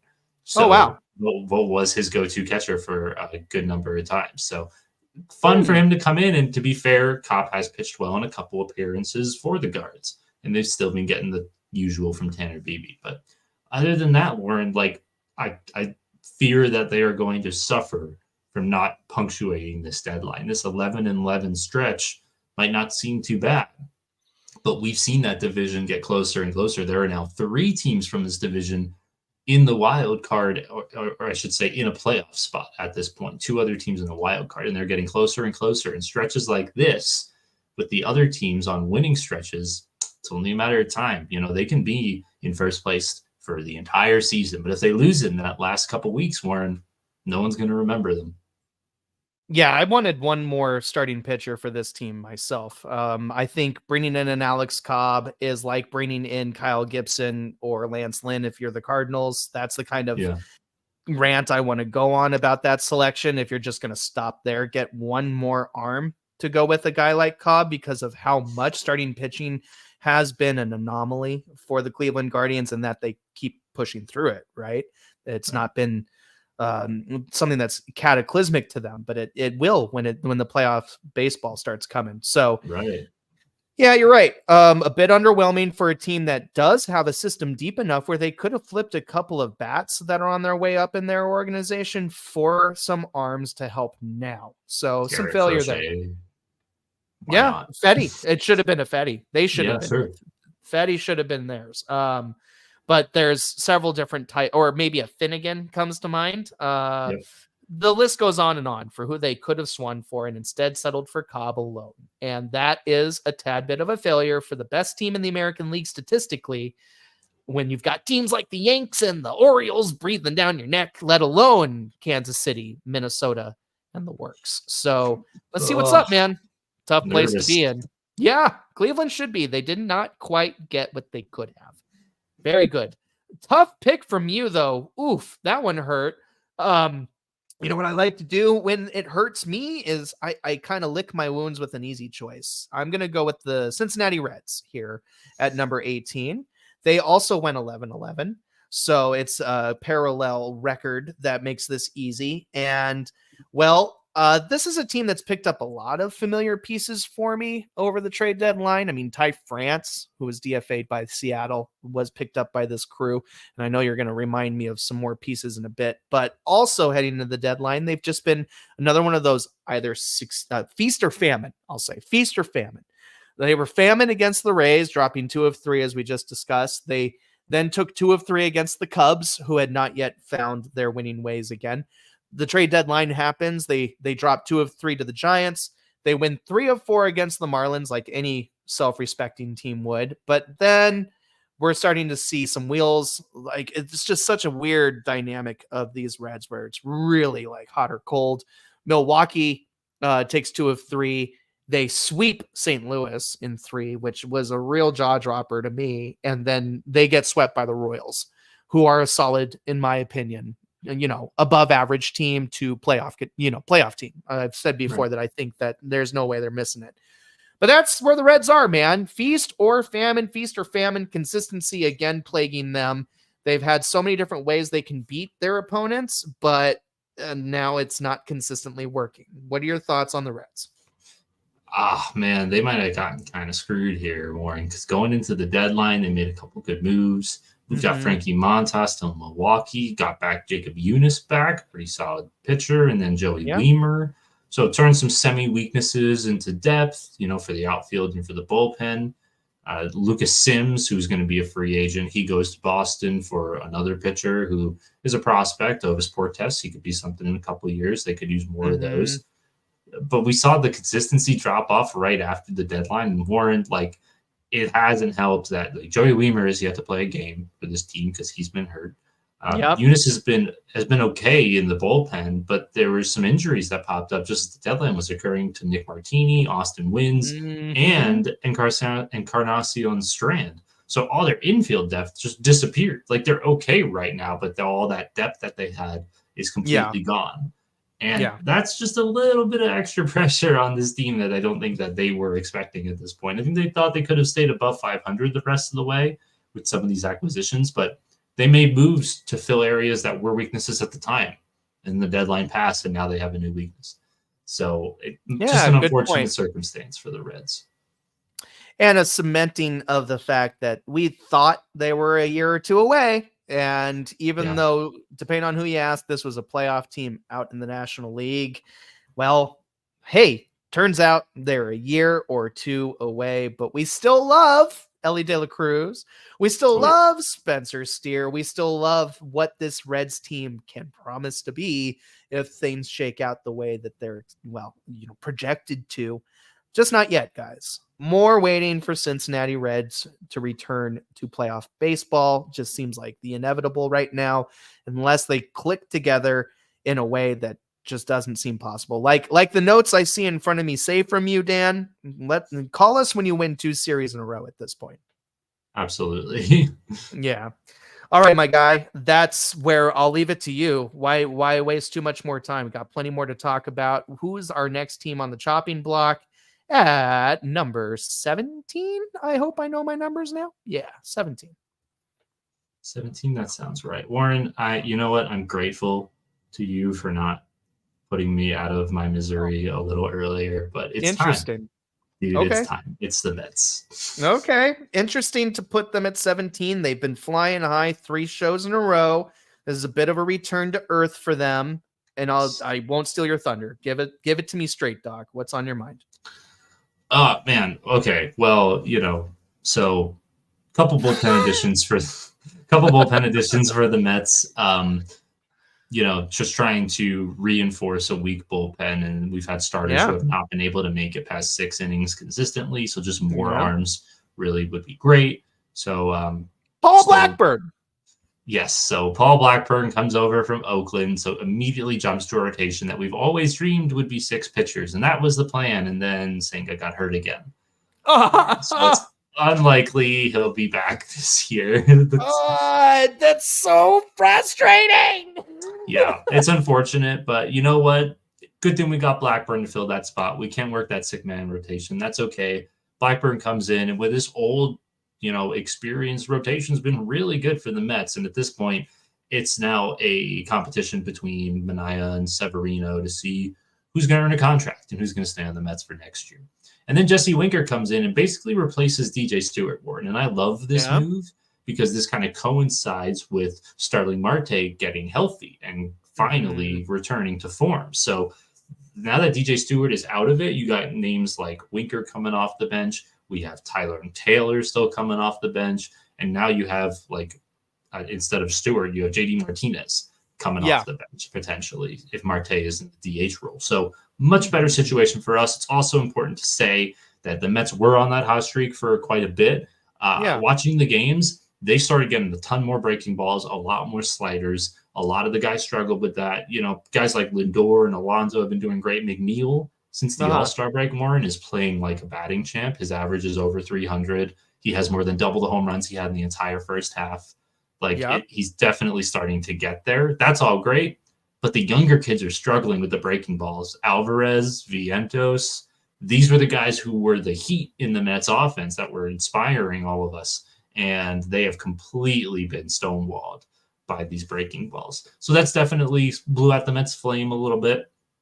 At this point, it's a pretty tough finish to the rest of the year. We would probably be pretty lucky to stay above 500, like where we're at right now. 2 games back of a wild card. It'll be a struggle to stay with it. I hope we're not one of those 2 teams right on the outside looking in, but I think it's going to come right down to it. And like you mentioned earlier, Warren, it's going to come down to taking a spot from probably Atlanta, if not Arizona, one of those really good playoff caliber teams. So we'll see. Well, the question I want to ask you is your strength of schedule at this stage. I think I remember you saying in past weeks that you felt as if you had an easier strength of schedule than some of the remaining, or some of the other contenders on the bubble. So perhaps that's how that pays off. Picking up an Eddie Rosario that gets DFA'd from a Atlanta Braves team is not the best look when you're chasing them. But, I mean, Winker, I remember when you texted me and said, I don't know if I want a Winker. Usually Mets killers come onto my team and make things worse. But he has buoyed you a little bit recently. He has. So he's been good. Fans love him. We should have known it would happen this way. We hated him when he was on every other team. As soon as he joins the team, everybody loves him. It's the dysfunctional 6th seed, right? You've got the Mets contending against an Atlanta team that seems like they're just, this is fine. That's fine. Everything's fine. We're Atlanta. You know what I mean? And San Francisco, who is like just, they're pretending. So if you don't mind me saying, you feel more stable than those two. So you have a shot. There's a chance. And I'm rooting for you, is all I'll say. Thanks, leave man. it at that. Yeah, man, I get it. I watched I'll put it this way. When I was sad of the Mariners losing 2 of 3 to the Pittsburgh Pirates, I tuned in to watch you guys manhandle the Marlins like I expected you to, and you did. Thanks for letting me see an outcome I suspected, and I still love Francisco Alvarez too, just for fun. For sure. I will say a momentum shifter was that series in Seattle. The Mets definitely fell on their face, and I think Seattle kind of started to take off a little bit. Well, I mean, until they Cincinnati'd and lost their next series, right? So let's not go there. Okay. Unless, statistically, do I have to go there? Is that what's happening? No. Thank goodness. I'll tell you what, I'll shoot at somebody else first. I get to do that because I want to. Dano, I want to shoot at the Red Sox, one of the last remaining 500 teams on our breakdown at 11-11. They sit very close to the middle of the pack. But I got to tell you, they're becoming my playoff darling just a little bit. Like, if Seattle can't push through, I kind of want to root for these Red Sox to figure it out, because Jaron Duran, you want to talk about momentum. He becomes All-Star MVP, and now he's playing like an MVP, right? Now he's just cooking, and he's playing great baseball for Boston, who have pretty much come out of the deadline hungry to prove that they belong on a playoff stage, and only Houston's really dampened their spirits. Let's break it down that they came out of the deadline to win series against the Rangers. They took 2 of 3 from the Royals. Then that Houston sweep, because Houston's all motivated and stuff. And then Texas gave up another series to this team. And then Baltimore split 2 of 2, because that's competitive, and it should be with these two teams against each other. I like these Red Sox because they've been a great story all year, reminding me a lot of, how Milwaukee's come out of nowhere for us. This is that team in the American League, if you don't mind me saying. How do you feel about the Red Sox yourself, sir? Yeah, I think it's a strong team, and they definitely took advantage at the deadline to reinforce a couple of areas. They got Danny Jansen, instantly becomes a better backup catcher in terms of defense over Juan and offense over McGuire. So it's a straight upgrade. Awesome move there. You hope he rediscovers his form from the last couple years to really reach that next level. But even if he doesn't, still an upgrade there. Plus, you have Nick Yorte over to Pittsburgh for Quinn Preister. Swap of first-round picks, change of scenery. That's a flyer. But then you have a boost to the bullpen with Lucas Sims coming over from instantly their best strikeout guy in the bullpen, which was one of the weaknesses, you could say, even though they have a decent bullpen. All really good, going to help attribute to those sorts of things. Fun fact, actually, about Danny Jansen, Warren. Toronto, when he was on Toronto, and Boston had a game rained out that's going to be made up at the end of the month. So Danny Jansen had 2 at-bats, I think, in that game. So if he plays for Boston in the makeup, he'll be listed on both box scores, which I don't think has happened before in MLB history. Like, for the same game, he played for both. He would have played for both teams. So hopefully that happens. Yeah, just to say some history happened. And, I like a Danny Jansen. I'm glad he's with the team that may give him a better spotlight. And Alejandro Kirk still gets a lot of jurisdiction out in Toronto. So it's cool to see him get those opportunities in Boston. And again, I already said it, I kind of like this team. I've never liked the Red Sox team before, but they're made up of young and impassioned players at the moment who are, I think, exceeding expectations, and can't wait to grab the opportunity by the horns and see if they can make it a playoff chase. And if they pull it off, man, good for them. Tremendously unexpected, but it's just been some good stories for Boston. But we can leave it there because, we've got a whole 50% of the show left to go. We deserve to move forward. Who do you got at, that pivotal and all-important number 15 spot? Another knock. Warren, I'm going to have to put the Baltimore Orioles here. Whoa, you're blasphemous again. But yes, truthfully, only one game over 500. They're shockingly mediocre at this stage of the season.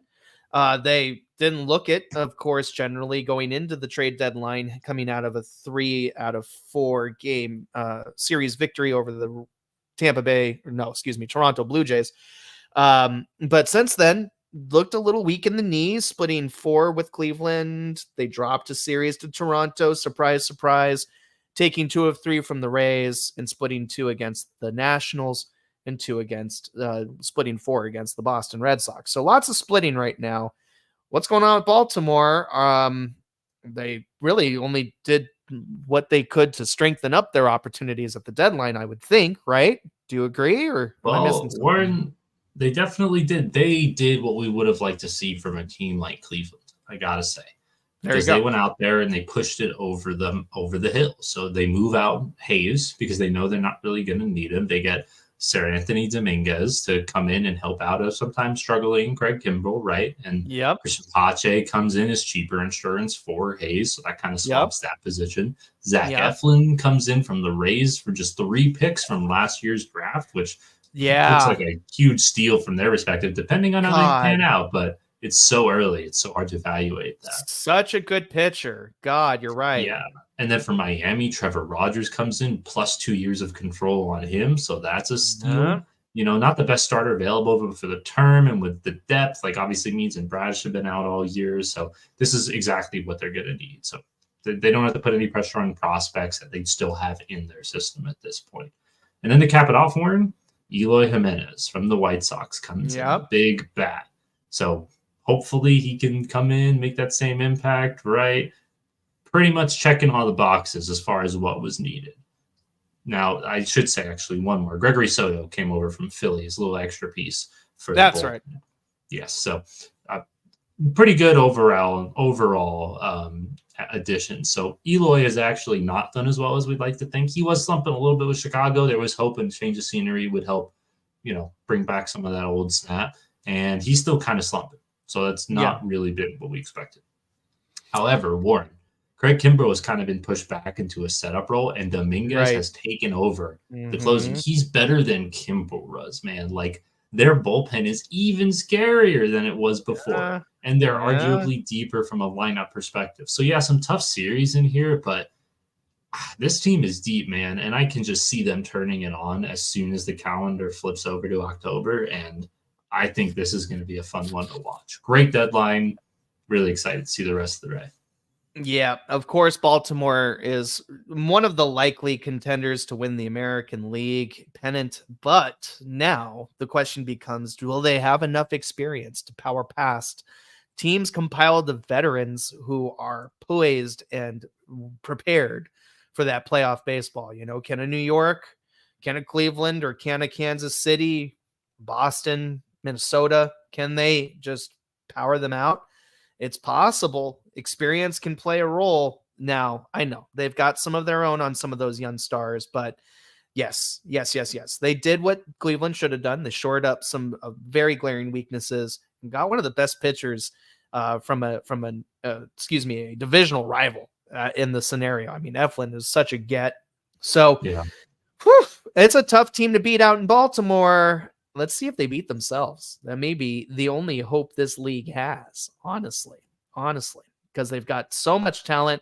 They traded away pieces of it for fun, just to continue to shore up their future. Baltimore is cooking. Dan, you know who else was cooking? Dan, Jerry Dipoto was cooking for my Seattle Mariners, man.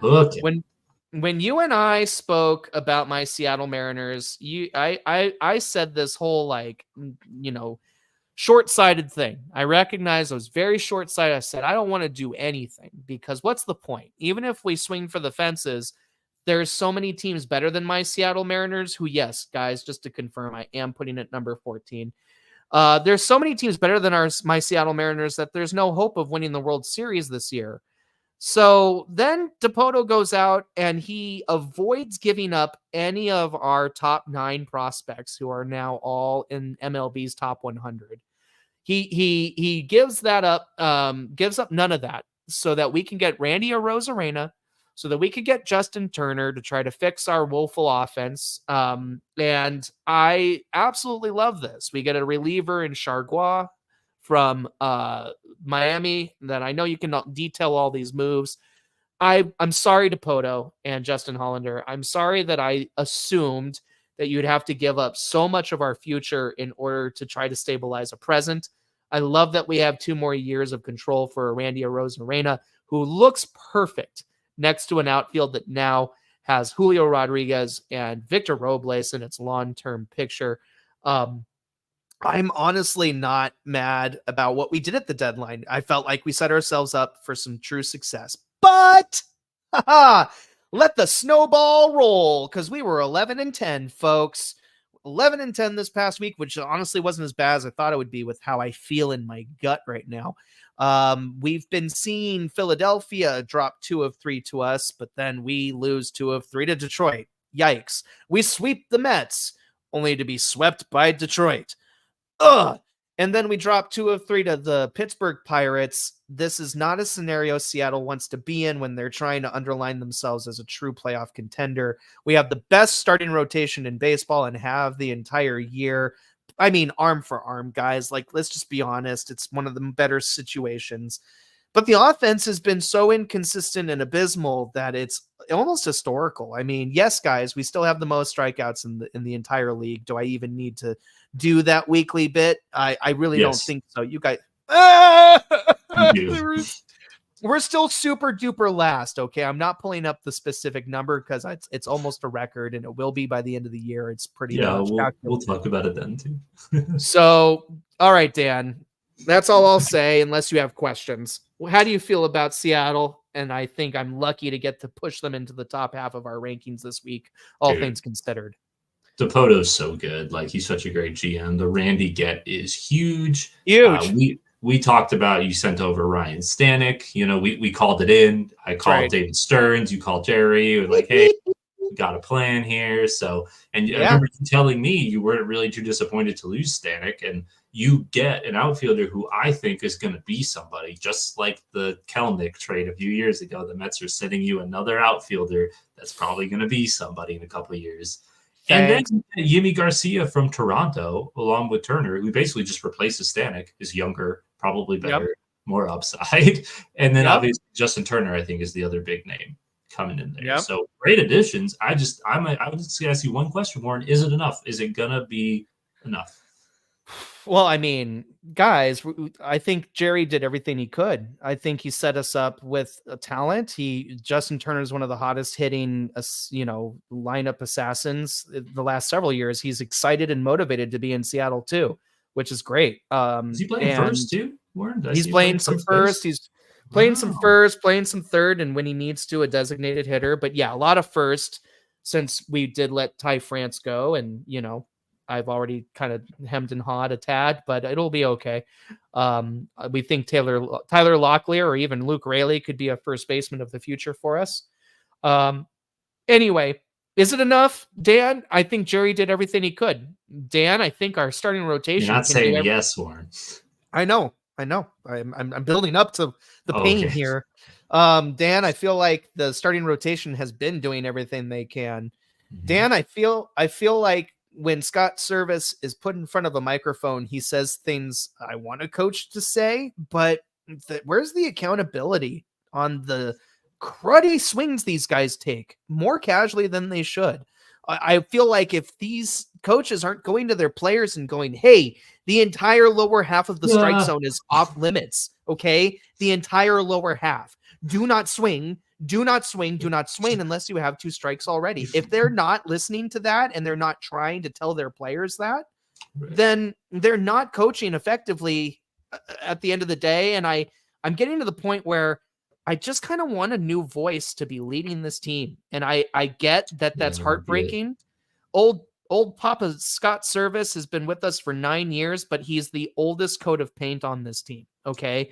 We've since gotten new front office. We've gotten new players. We've gotten new, cornerstones of our franchise, and Julio and arguably Cal. I mean, everybody knows Cal might walk in the next couple of years, and I don't want that. I'd give anything to sign him forever. But like, this team on paper should be fine, but there's something not working because they're performing an inconsistent offensive clip that's almost historic and will probably be historic by the end of the year.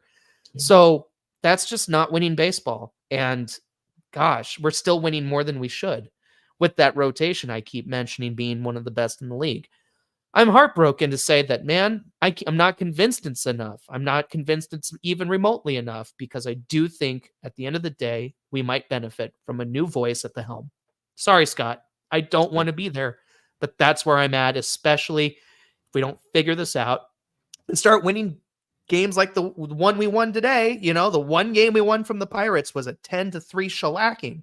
Yep. If we don't start winning every game like that, then yeah, I don't think we have enough. And that is just a waste of one of the finest starting rotations the game has ever had this year.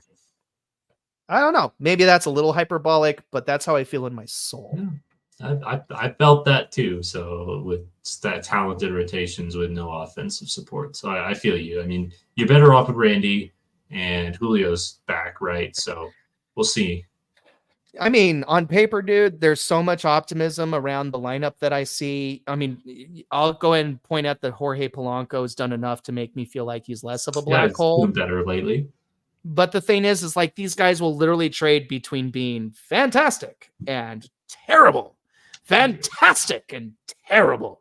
So I'm tired of flipping a coin and deciding what Mariner team I'm going to get based off that. Sounds like coaching to me. Dude, listen to me, bro.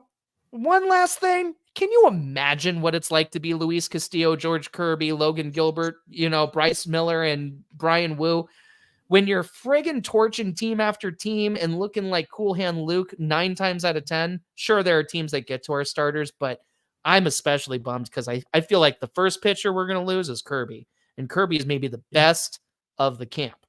Kirby is a generational arm, and we're going to lose frustrated him. By that. Yeah. I mean, God, I hope John Stanton opens his pocketbook and pays everybody whatever they ask to stay, because there's a lot of pieces that I want in place. One of them's just not the coach right now anymore. Okay, cool. We're done. I'm over it. Number 13, Dan. We've given too much time to the Mariners again. Yeah, dude, let's move it up. Let's get this team out of here. It's the Atlanta Braves. Okay. Another mediocre team. The numbers say it. This was another near 500 team. And, Atlanta's hilarious. Go ahead, Dan. Give it to us. Yeah, they're trying to get the band back together, Warren. They went out and got Eddie Rosario a while ago, and then they traded for Jorge Soler and Luke Jackson from the Giants. So, trying to basically get the one that helped them win the World Series a few years back. Rosario, they couldn't even hold on to. He was eventually waived when Michael Harris II was finally activated and came back. And Soler, unfortunately, just in his last win over the Giants, he suffered a sore hamstring. So the outfield is still just as fluid as it has been, which is kind of the thing that they wanted to focus on. Wilson DePauw is returning to the lineup, Warren. Over the last 3 weeks, the Braves lead the league with 24 home runs. So they're right there, still in that third wild card spot, and it's worth saying, we could probably say at this point that they could fall right out of it. Who knows, one way or the other. But we know on paper the talent this team has. Clearly, they have been robbed by injuries this year of the full potential of their season. And that's unfortunate. But they are still a playoff team. And Warren, Chris Sale is probably going to get the first Cy Young of his career. And he doesn't have a Cy Young somehow. But he is still consistently pitching to that level where I think he's really going to get it. And I'm kind of rooting for him, honestly. Well, that's cool. I'm glad you could root for him, especially a divisional rival. First year in Atlanta, coming over from Boston. He's been the absolute stalwart for this starting rotation that has been demanded and needed for this team to remain relevant.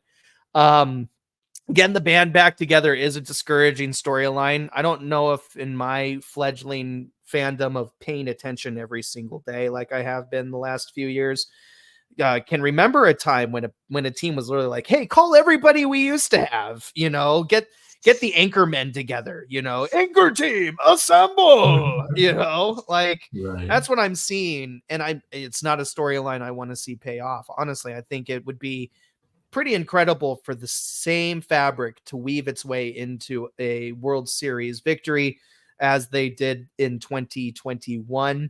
And I think their backs are up against it. As I said earlier, I think your Mets feel like the most stable of the trio of organizations vying for this 6th spot with any real shot at getting it. I mean, the Cubs could force their way into that talk if they continue to play the way they've been playing, which is just good enough to continue to push. Yeah.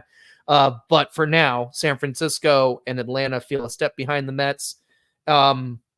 Hey, so listen, it's not the storyline that I think is most compelling. I don't want to see it come to pass. Good luck, Atlanta, in making the script work out perfectly for you. And if you do pull it off twice, you got to make a Hollywood movie about it. Unfortunately, you just got to call them the blue chippers or the I don't know. That was a Chipper Jones pun. I shouldn't have done that. I'm sorry. Disney will pay for it. Then another sports movie. Yeah, there you go. Disney indeed. All right, dude. Atlanta can fall there. I love it. Especially that we are moving into the top 12.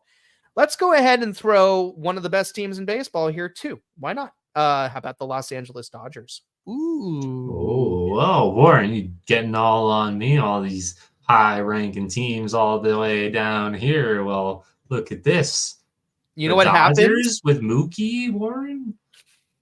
Well, we're talking about vibes, and truth be told, at the beginning and end of those vibes is your win-loss record. And shockingly, over the last 22 games, truthfully 21 for this team, the Dodgers are only one game over 500, 11 and 10, excuse me.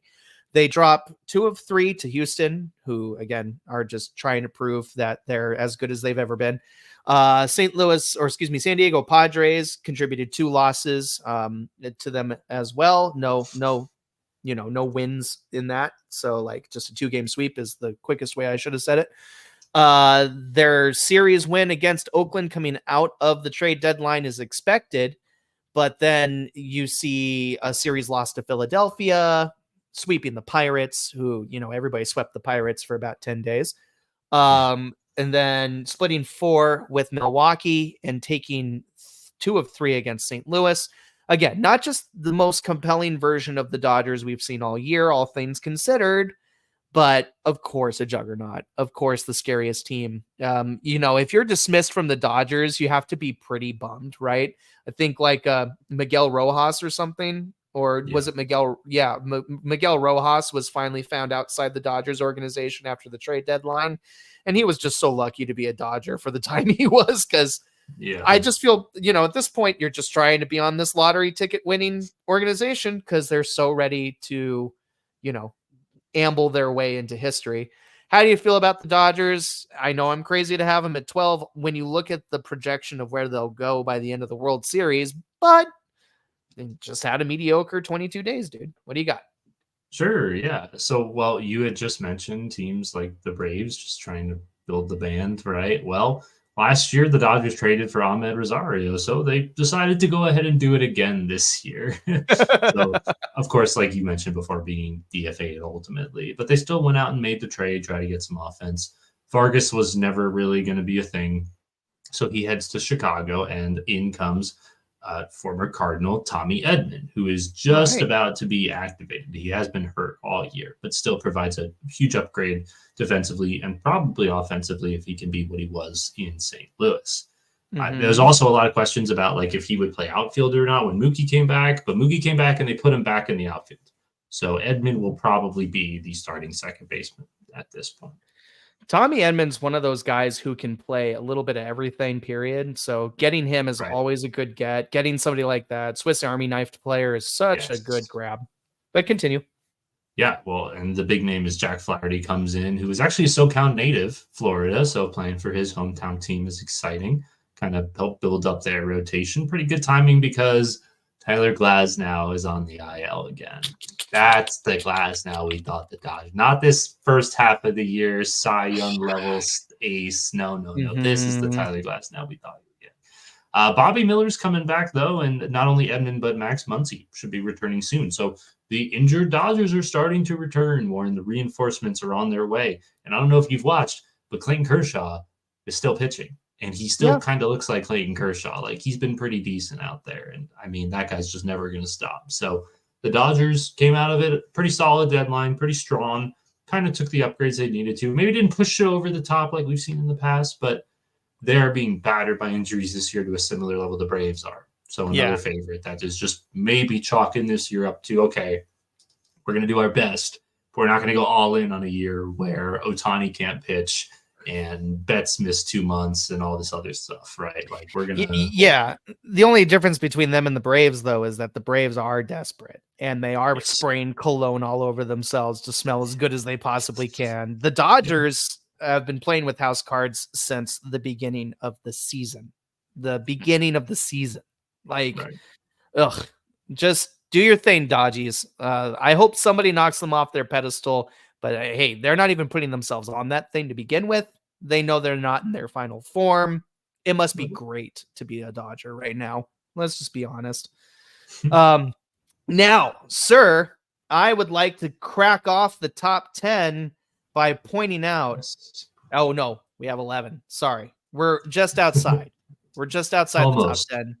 We are almost there. But guys, everybody else that we haven't named yet has had a pretty superior record, a pretty glaringly winning record since the trade deadline. So it'll be fun to see where everybody falls. We'll definitely, I would think, have a new face atop our rankings this week. I'll be surprised if we don't, but let's see what's up.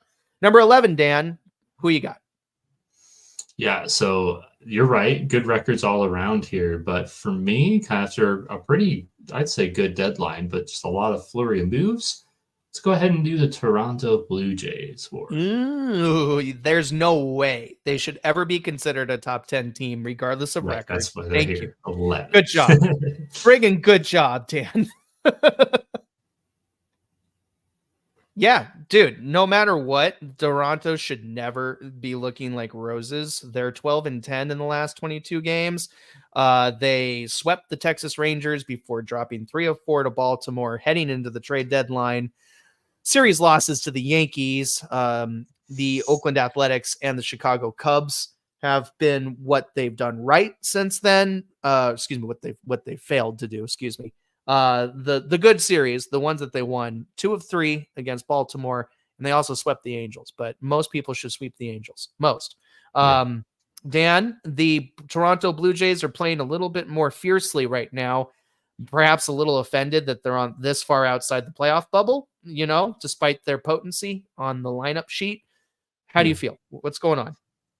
Well, man, they made a whole bunch of moves, and I don't know, Warren, it's kind of hard to tell where they are standing from before to after because we weren't really sure what they were going to do, right? Obviously, they did not move Vladdy, held on to him, and he's played really well recently too. But, let's start with some of the bigger ones. Kikuchi is going to be a free agent. He had to go. He ends up going to Houston with, honestly, a great return of Jake Bloss, Joey Loperfido, and Will Wagner coming back. And Warren, that's third baseman Will Wagner, Billy Wagner's son, MLB player Billy Wagner, who's a Mets legend. I'm not sure if you have aware of him. Right. Yes. Okay, so he has, I gotta say, he's actually been playing at second base. He's only been up for 2 weeks, Warren. He's hitting over 500 still in a handful. Oh, wow. Like it through 5 games, but still, he's been doing excellent. And Joey Loperfido, who would be a prospect on most of their teams, he's getting starting time out in left field. So really good impact innings that these kids are getting. That's going to go a long way. And it's actually helping the Blue Jays immediately, leading to some of these things. But hey, there's still a few more. We'll pass through them real quick. Jonathan Clase and Jacob Sharp are the return from Seattle for Yimi Garcia. Pretty good return, considering that they needed a little bit more for their system. Nate Pearson, for the same reason, goes to Chicago for Yohendrick Pingo. And Josh Rivera comes back, a shortstop, kind of long shot that could pan out since they've had so much churn at that position, right? Another soon-to-be free agent, Danny Jansen, goes out to Boston for Cutter Coffee and Edison Paulino and Gilberto Barista, which are some fringe prospects. And then, of course, Turner going to Seattle for outfielder RJ Shrek, which is a please beat the Yankees for us. Yay. Yeah, true. Then you got Charles McAdoo comes over from Pitt for Isaiah Kiner-Falefa, who really has done really well, this Charlie McAdoo kid. He's hit his way up through several levels of the minors, so he's kind of a rising star. Could see him break through the major leagues soon.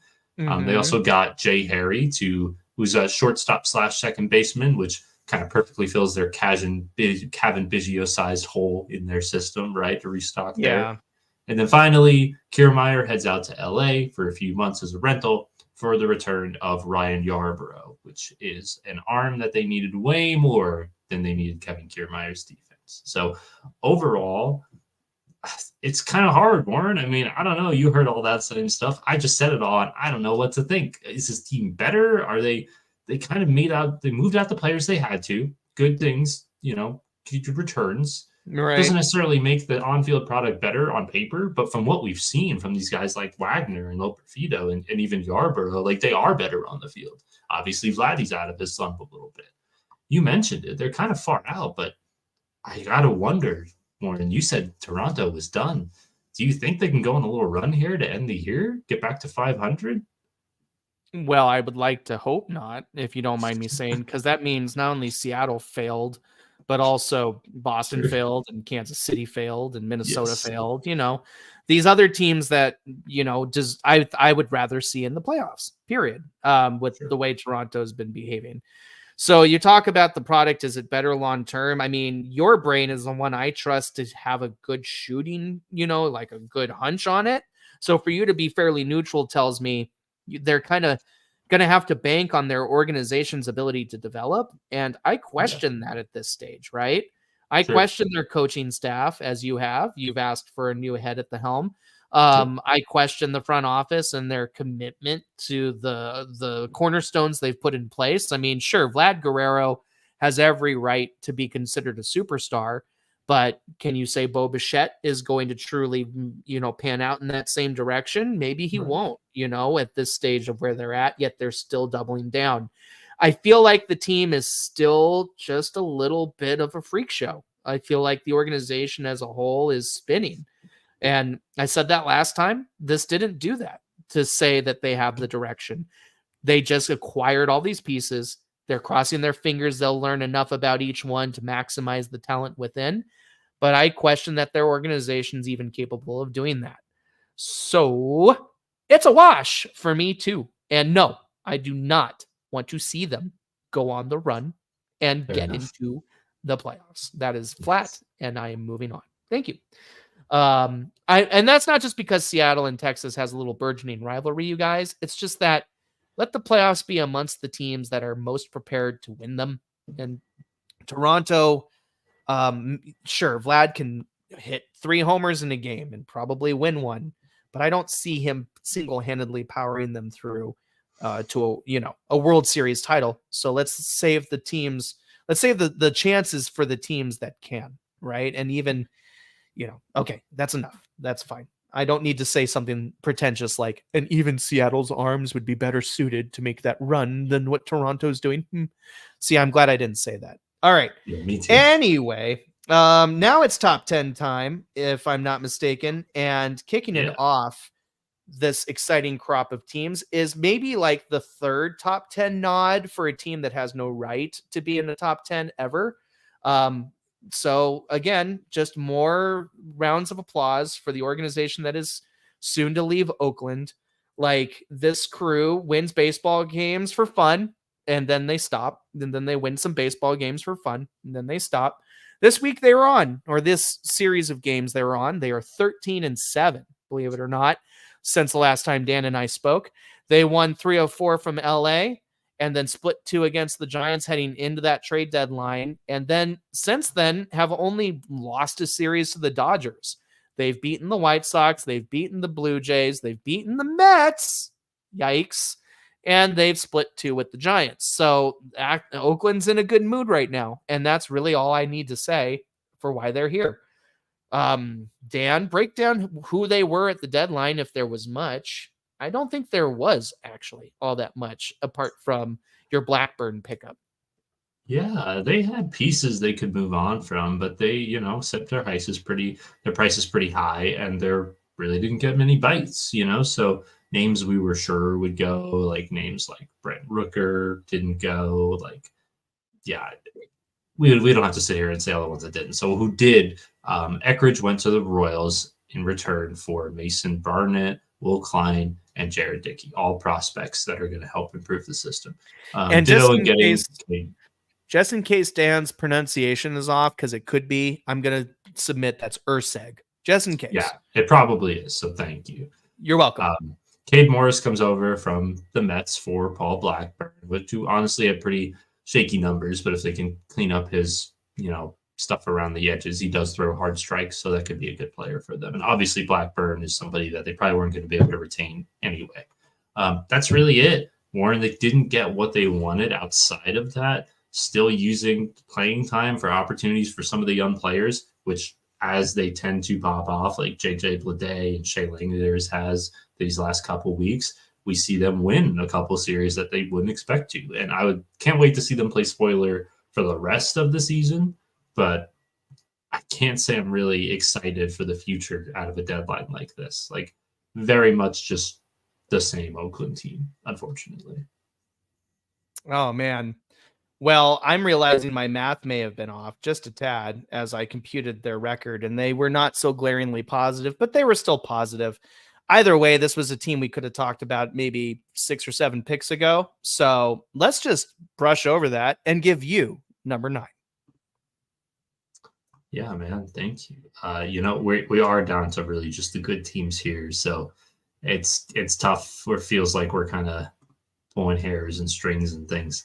But you know what? Okay, let's go ahead and do Warren, let's do the Chicago Cubs. That's probably fair. Yeah, I think so. Now, the Cubs going 12-9 to this point do look like a decidedly better team than they've been for a while. Coming out of the trade deadline, they've taken series against St. Louis, which needed to happen. Minnesota, which is a bona fide surprise. They took 2 of the 2 chances against the White Sox to, eliminate any questions we may have had around some of their legitimacy. And then they did get swept by Cleveland, who, we've already talked about how Cleveland was honestly worse off than Chicago the last 22 days. And they also took a series against Toronto most recently. So have they found it? Have the Cubs found a winning formula that will help them power their way back into a playoff contention?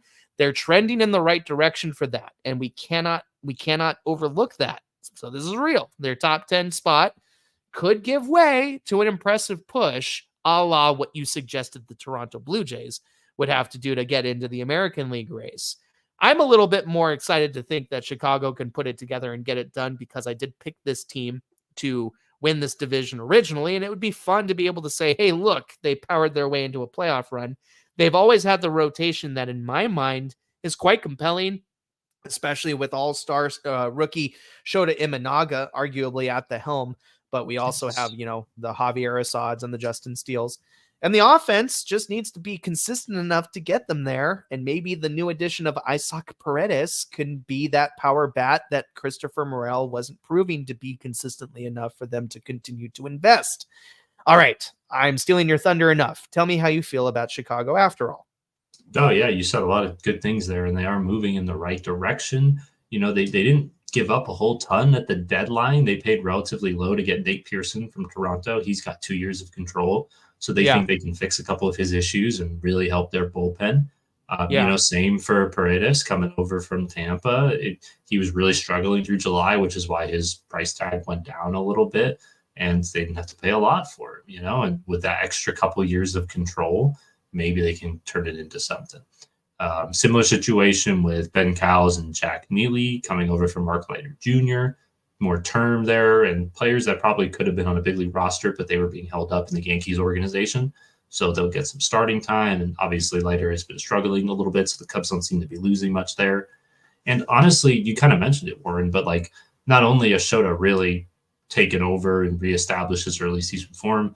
Hendricks is pitching like himself again. We've kind of waited a while for that. Obviously, Steele is still himself.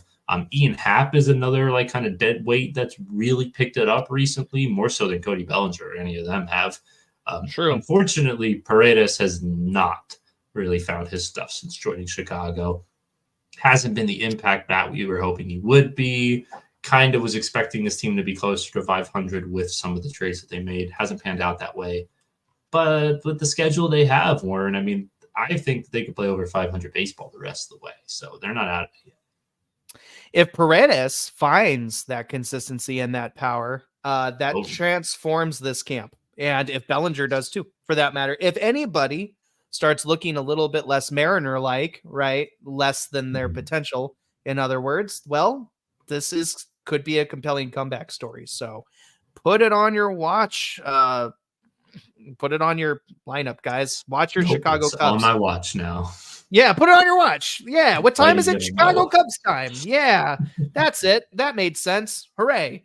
Well, on that bright note, let's let the Cubs hibernate and move us on towards number 8. And fudge, dude, so many good teams only left, except for the organization that I know is only paper thin.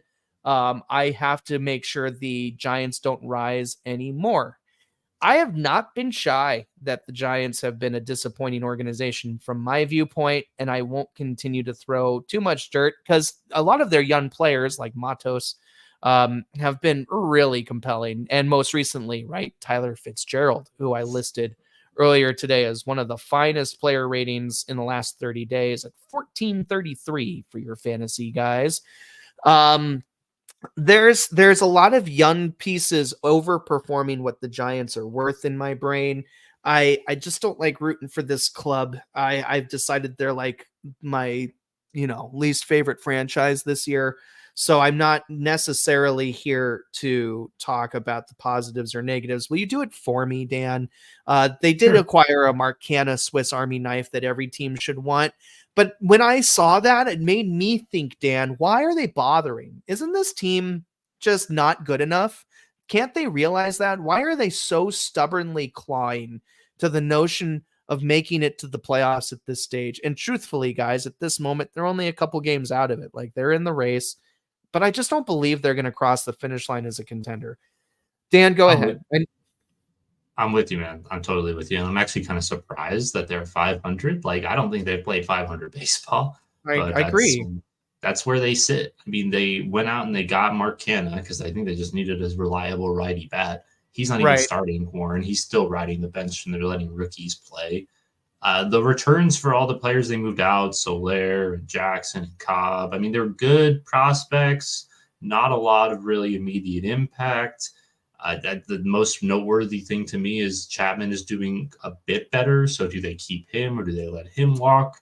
And now I start thinking, Warren, like, are they just going to let all these free agents just go, like Michael Conforto, Mike Yastrzemski? Like, what are we even going to see in this team next year? I mean, they're certainly not playing like these guys are going to be on the roster. So pretty disappointing, not an exciting deadline for a team that is arguably more in it than a lot of the other teams that were more aggressive at the deadline. The only thing that's stopping them from totally fading off in the distance, Warren, is Blake Snell, looking like Blake Snell. And I'm just going to point out, I'm sure you remember all the times this season where we have pointed out pitchers returning from injury or maybe all these pitchers and batters that were missed spring training because they weren't signed with the team. Yes. All these examples of players basically missing spring training, getting to the game, and taking 2 to 3 weeks until they hit their speed, right? Like, I just want us all to remember this next year when spring training is happening and we're all complaining, like, why do we do this? Why can't we just start playing baseball? Like, this is why we need spring training. Like, Blake Snell just needed a month to find his stuff, and his ERA is under 2 when his last 8 starts weren't. Unbelievable. Yo, for sure. He did throw a no-no since the last time you and I spoke. Joining Cease in that pool, of course. You talk about your marquee Scott Boras pitchers getting theirs at long last. Only Jordan Montgomery has remained completely non-factor this year, it seems. But then again, his Arizona Diamondbacks are flourishing at the moment. Ooh, did I say that out loud? Anyway, hey, kudos to Snell for that no-hitter. Kudos to who is built around this organization on the youth side. I'm not blaming a Heliot Ramos or a Tyler Fitzgerald or a Jun Hoo Lee when he comes back as being the reason why I dislike this organization. I just don't like their front office and the moves they make and who they turned away from and why. So let it be a new year next year. And I think it's that youth movement that's going to see really how much this team rises in the next couple of years. But I wouldn't be surprised if maybe they do fall to the back of the division in maybe 2 years. Next year, I see them being 4th. I just they need more pieces. It's time to commit to the youth movement, isn't it? Yes. I think they need to commit to the youth movement. They have too many albatrosses still left in this organization. That I'm not saying albatross because they're bad contracts. A lot of these guys are great, but let the veterans fade once and for all, and commit to the youth movement and embrace the fact that the Rockies might be better for than you for a few years because of that. I just feel like that's what's in the water. I think San Francisco needs to look at how they run their team and recoup themselves, because I don't know too many high-level free agents that would be lining up to play for this organization right now anyway, with the decisions they've made. But I've harped on that a little bit too much. I know. I just kind of over this team. But they won't get over themselves, to their credit. They're still a top 10 team this week. It's only a matter of time, perhaps, at least in our eyes, that they do fall to the background of playoff contention once and for all. But it's just not quite yet. Well, for better or for worse. Number 7 falls to you, Dan, the man. Oh, yeah, so it does. Well, then I think for me, Warren, it's going to have to be, and I hope you're not too surprised, the New York Yankees. Hey, let one more juggernaut fall That's prematurely to the arrow of Dan Harrow. Right to the knee. right. Yep. Right to There the it knee. is. Yeah, I know. That's a proposal reference from Skyrim that's far too many years overdue. It has no real actual bearings here, but I couldn't help it. Right to the knee, Dan. Take a knee and tell us what's up with New York. Well, obviously the big news is Jazz Chisholm Jr. Great acquisition. Didn't cost as much as probably a lot of teams thought it would. Did not get rid of a top 30 prospect in order to get him. People thought he'd play in the outfield. Nope, he's played third base. He's played a couple. What else has he done? Second base, was it, Warren? Well, I mean, he should be intelligently used at second base. And I know he's injured now, is what you're leading up to. He right? is, yes. That's the sad thing. He's on the 10-day IL. He really proved himself for a minute there, so excited to see him actually play with the team, but he is hurt now. The Yankees have still been able to maintain their momentum. Aaron Judge just hit number 300, faster than anyone in baseball history.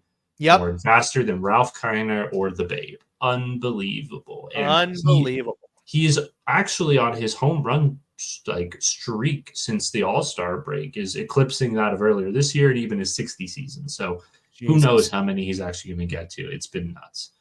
Obviously, jostling back and forth with Baltimore, kind of thought the Yankees would do more, especially on the pitching side of the ball. They chose not to. We'll see how that pans out. Yeah, true. Yeah, this is a team that's committing to whom they are as they get ready for the playoff push that was prophesized. And, the Death Star is coming. Is it enough, right? They still have that one little, garbage chute that the X-Wing can fit down and launch some torpedoes down in order to blow them up. The chain reaction is possible, but yeah, this is a team that has committed to the final form that they prophesized at the beginning of the season, and a lot of teams should be quaking in their boots. But we know that a team with quality arms that are capable of missing these bats are out there. It can happen. Strong pitching is enough to beat the Yankees. So it'll be very interesting to see if they truly can push through the bracket, but they didn't do a ton to change the blueprint of the plan. Why would they? I mean, if you put a gun to my head and said, name an outfield in the MLB right now, I would think of Verdugo, Soto, and Judge before I would think of my own Mariner team, right? That is such a good outfield that having a Jazz Chisholm Jr. as your utility man in the infield is such a coup. So assuming they get him back healthy enough to help them, obviously he was off to a great start before the injury. Man, nobody should want to face New York, and we knew that already. So they've done the right thing, and could very easily be near the top of anybody's power rankings across the pundits. But in our vibe check, they did take some knocks over the last 22 days. Jazz Chisholm Jr.'s injury not outstanding among them. So it'll be fun to see who, if anybody, can stop the Yankees. But they are truthfully Darth Vader once again. Yes. For real. Oh, boy. I'm looking at the teams left, and they all make me salivate because there's such quality baseball coming from each of them. Of course, I could make sure that I don't let my arch rivals rise anymore. But the truth be told is that they deserve to be held off, I think, a little longer. Could be wrong. Double checking, guys. Forgive me. I didn't pick my shot before this one. I've been thinking very hard. Let's go ahead and do the Minnesota Twins, because of everybody who's left, this might be the team that is the least likely to win the World Series. And you may or may not agree, especially with one of those teams that's already done, still left to be discussed. But 14-9 was their record, these Twins, since the last time Dan and I spoke. They've played 23 games, more than a little bit of the teams out there. They won 2 of 3 against Detroit and dropped 2 of 3 to the Mets to lead into the trade deadline. And since then, swept the White Sox, dropped a series to the Cubs, split with Cleveland, and then took down the Royals and the Rangers. So beating some quality teams in there, but still looking vulnerable. Dan and I, before we started recording, pointed out that we slept profusely upon these Twins to start the season, almost forgetting they were there. Perhaps we banked too much on the injuries of a Royce Lewis or a Byron Buxton or a Carlos Correa and just assumed that this squad didn't have the arms that they did last year that led to their first playoff series win in 20 some odd years. But we just completely ignored Minnesota, and they've made us pay for it just a little. But again, with the teams left, is this the one that's going to win the World Series? I would say maybe the least likely. How do you feel about Minnesota at this stage, Dan? Yeah, a team that is definitely in reach of a divisional crown. Yeah. Kind of expected them to do more, Warren. I really thought that they would go an extra mile or two. Yeah. They went out and got a rental reliever in Trevor Richards, which is good bullpen depth, and didn't cost them too much. They needed that. Yeah. And that's it. Right. Yeah. Whoopsies. Yeah, just kind of surprised they didn't do more. I mean, they're still a good baseball team, and they're good enough to make the playoffs, and maybe even win a series. I think the bar is a little bit higher for them after winning a series last year. I think the Twins are expecting a little bit more. You got to raise expectations, and it doesn't look like their expectations are any higher than win a series. So, yeah. You have to wonder, remember when at the beginning of the season we were, taking huge dumps on the Red Sox for not doing enough, and then the Red Sox impressed us the first half of the season? Yeah. Is Minnesota going to be that team? The truth is what we may have liked to see is just a 1 or 2 bat pickups to help cushion any blows that come in the form of injuries. Maybe 1 or 2 more arms just in case, right? It's just the idea that what if, and then try to counteract that contingency. So they didn't do any forward thinking, and that is too bad. Now, to be fair, I think that whole division kind of fell asleep at the trade deadline overall. No one really swung, only Chicago sold. So we do still have one more team from that division to break down the trade deadline of. Maybe they'll be next, maybe not. But until then, Minnesota remains a little bit under the radar and maybe a tad too complacent, at least from our perspective. The truth is maybe they know their clientele, but their personnel a little better. Maybe they know their ceiling a little better than we know. And maybe they'll just be another surprising playoff team this year that pushes through a round or two. But you're right. On paper, they didn't do enough to make sure that happens. At least now, right? If the playoffs started now, at least they'd have a healthy Buxton and a healthy Lewis. Like they have their pieces. You find some wood to knock on right now, Ward. Exactly. Cool, Dan. Great. Your turn as we round out now, I believe, our Russian roulette of vibes at this point. Yes, our top 6 on the vibes chart. Let's rise to the occasion.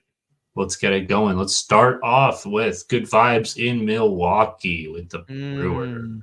God. Still, I'm telling you, Dan, one of the most, the most impressive team in the league for what they've been able to do this year, personally. Yeah, and you know what? They had a pretty good deadline, too. They went on and got Nick Mears to help that bullpen, and, his road numbers have been great. So I was actually checking, and he has, on average, 2 less runs at Coors than his peers. So pretty good numbers overall to come into a much more friendly ballpark. A little bit more aggressive. They went on, they got Frankie Montas from Cincy, obviously, for a couple players in diminishing value in Unison Weimer. They got what they were going to. Milwaukee did out of those players. So this bolsters their rotation. He did have a pretty rough July, but he has already kind of rebounded from that a little bit. Unfortunately, Christian Yelich goes down for the year. That's a pretty key piece. That happens just after the deadline, so that hurts a little bit. It helps you think maybe they would have done something a little bit more. They have bolstered quite a bit, though. I will say they're putting more of an effort here at the deadline than they did, I think, in the offseason. to lock down this divisional crown. So I think that they're put themselves in a position to do just that. You know, I love the Frankie Montas pickup. I just want to say that for a team that needed to add an arm, as we talked about pretty heavily and solemnly at the last episode, they answered with a Frankie Montas, who I think is a great story in and of himself out in Cincinnati, leading into this opportunity to help get Milwaukee into the playoff. So I think it would be tough for them to lose the ground that would be needed to be lost before they prematurely exit this race. Kudos to them for shoring up the opportunity to be a divisional winner once again. And I'm stoked to see if they can even get past the first round. The arms are the scariest part, as we've said, but I have to say that the offense has done nothing but impress. Yeah. In so many ways. They've dabbled enough in the running game. They've brought enough power from William Contreras, most notably, of course. Reese Hoskins has been great for them, too, in that department. You got to love Bryce Terrain and his ability to make contact, but also steal those bases.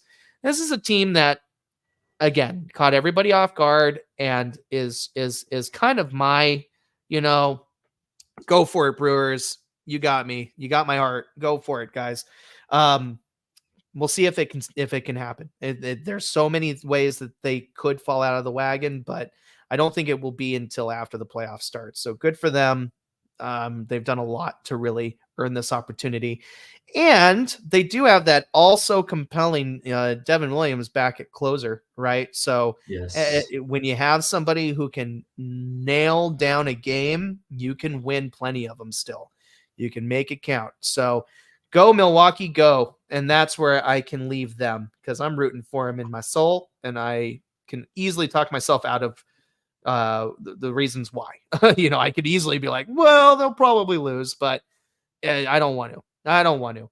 I do, however, Dan, want this next team to lose. So let's just get this out of the way at long last. Can I point out that, man, you're right, Dan. Houston came. God, did they come? They came and they've stayed and they set up camp and they're just so annoying. So they're building schools for their children, Warren. No, they're not. Thankfully, their farm system is actually pretty depleted. And you and I spoke about that before we recorded. So no, all of their students are kind of derpy now. Okay. But other than that, Houston has done what they've needed to do to remind everybody that the AL West is theirs to lose. Before we started recording, I admitted to you that when you told me to my face in the middle of one of our shows that the division was in my hands, the Seattle hands, I felt the Triton slip from my fingers at that very second. So I knew this was going to happen, and I knew we were going to be chasing Houston. And it would be wonderful if we actually catch them, but they're so darn good. And Josh Hader's really rounded into form for them as their closer. Now that he and Presley really know what they're doing as the 1-2 punch at the back of their bullpen. They've been generally pretty tough to beat, especially following the deadline. It's like now they're in go mode. Sure, they dropped the first series coming out of the deadline, 2 of 3 to the Rays, but after that, they took 2 of 3 from Texas. They swept Boston, and then they got their revenge against the Rays with a sweep against them as well that just concluded a few days ago. They also, of course, took 2 of 3 from the White Sox. They're probably kicking themselves they didn't sweep them too, but they're in such a good position that now they're being chased by the team they expected to have chase them, and well, they're probably going to outrun them. I mean, I hate to say it, but Dan, go ahead. I know you have even a much more optimistic view, believe it or not, guys, that Dan has between me and Houston. But tell me why you think they are the top 4 team in the league at this point. Yeah, well, their play certainly speaks for itself. Like the offense we know about, but the pitching is certainly solidified to a level it has not recently. Like basically, Arrighetti is a guy I've talked about. He's been really good since he went up. But Hunter Brown and Framber Valdez have played to another level recently, not to mention Ronel Blanco still being himself. Kikuchi coming in, obviously, has been a huge boost for them, and I should have mentioned, they kind of paid I think, a steep price for Morin, because you're right, they didn't Yeah. really have a ton of prospects, and they give away 3 players that are probably big leaguers within Yeah. the next couple of years. That was So their biggest misstep, was that they and that you could tell they're sweating Seattle, at least. That yes, Seattle's in their head. They went out and got Kikuchi and did overpay for him. I will say that. That definitely. was pretty obvious. But I will say Verlander is expected to be back in this next coming series, so they could run a 6-man rotation if they want to and really solidify that, or push him into the bullpen. Like, they've got options here. And yeah, Warren, that's the thing I'd be worried about, is you just keep telling ourselves that the offense has never really stopped. It's been the pitching, and it seems like they got it figured out. However, Yep. they do have a pretty tough schedule the rest of the way. A lot of playoff teams, AL and NL, and I think they've struggled a little more against the NL this year. So it's not over yet. It's still pretty tight. They've certainly made the right moves from an organizational standpoint, but we know Houston would have done more if they could, and they can't.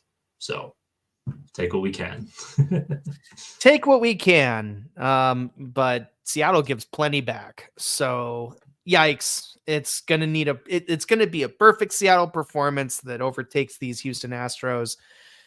I can only cross my fingers and pray it happens, but can we move on yet?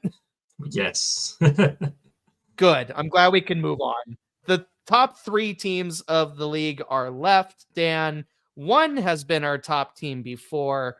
One has been called done by thee for months and months and months, which jaw dropped me. And I know I never let it down, never let it go. But boy, is the storyline interesting now. And one of the teams was your pick to potentially bust into the playoffs for the first time in about a decade.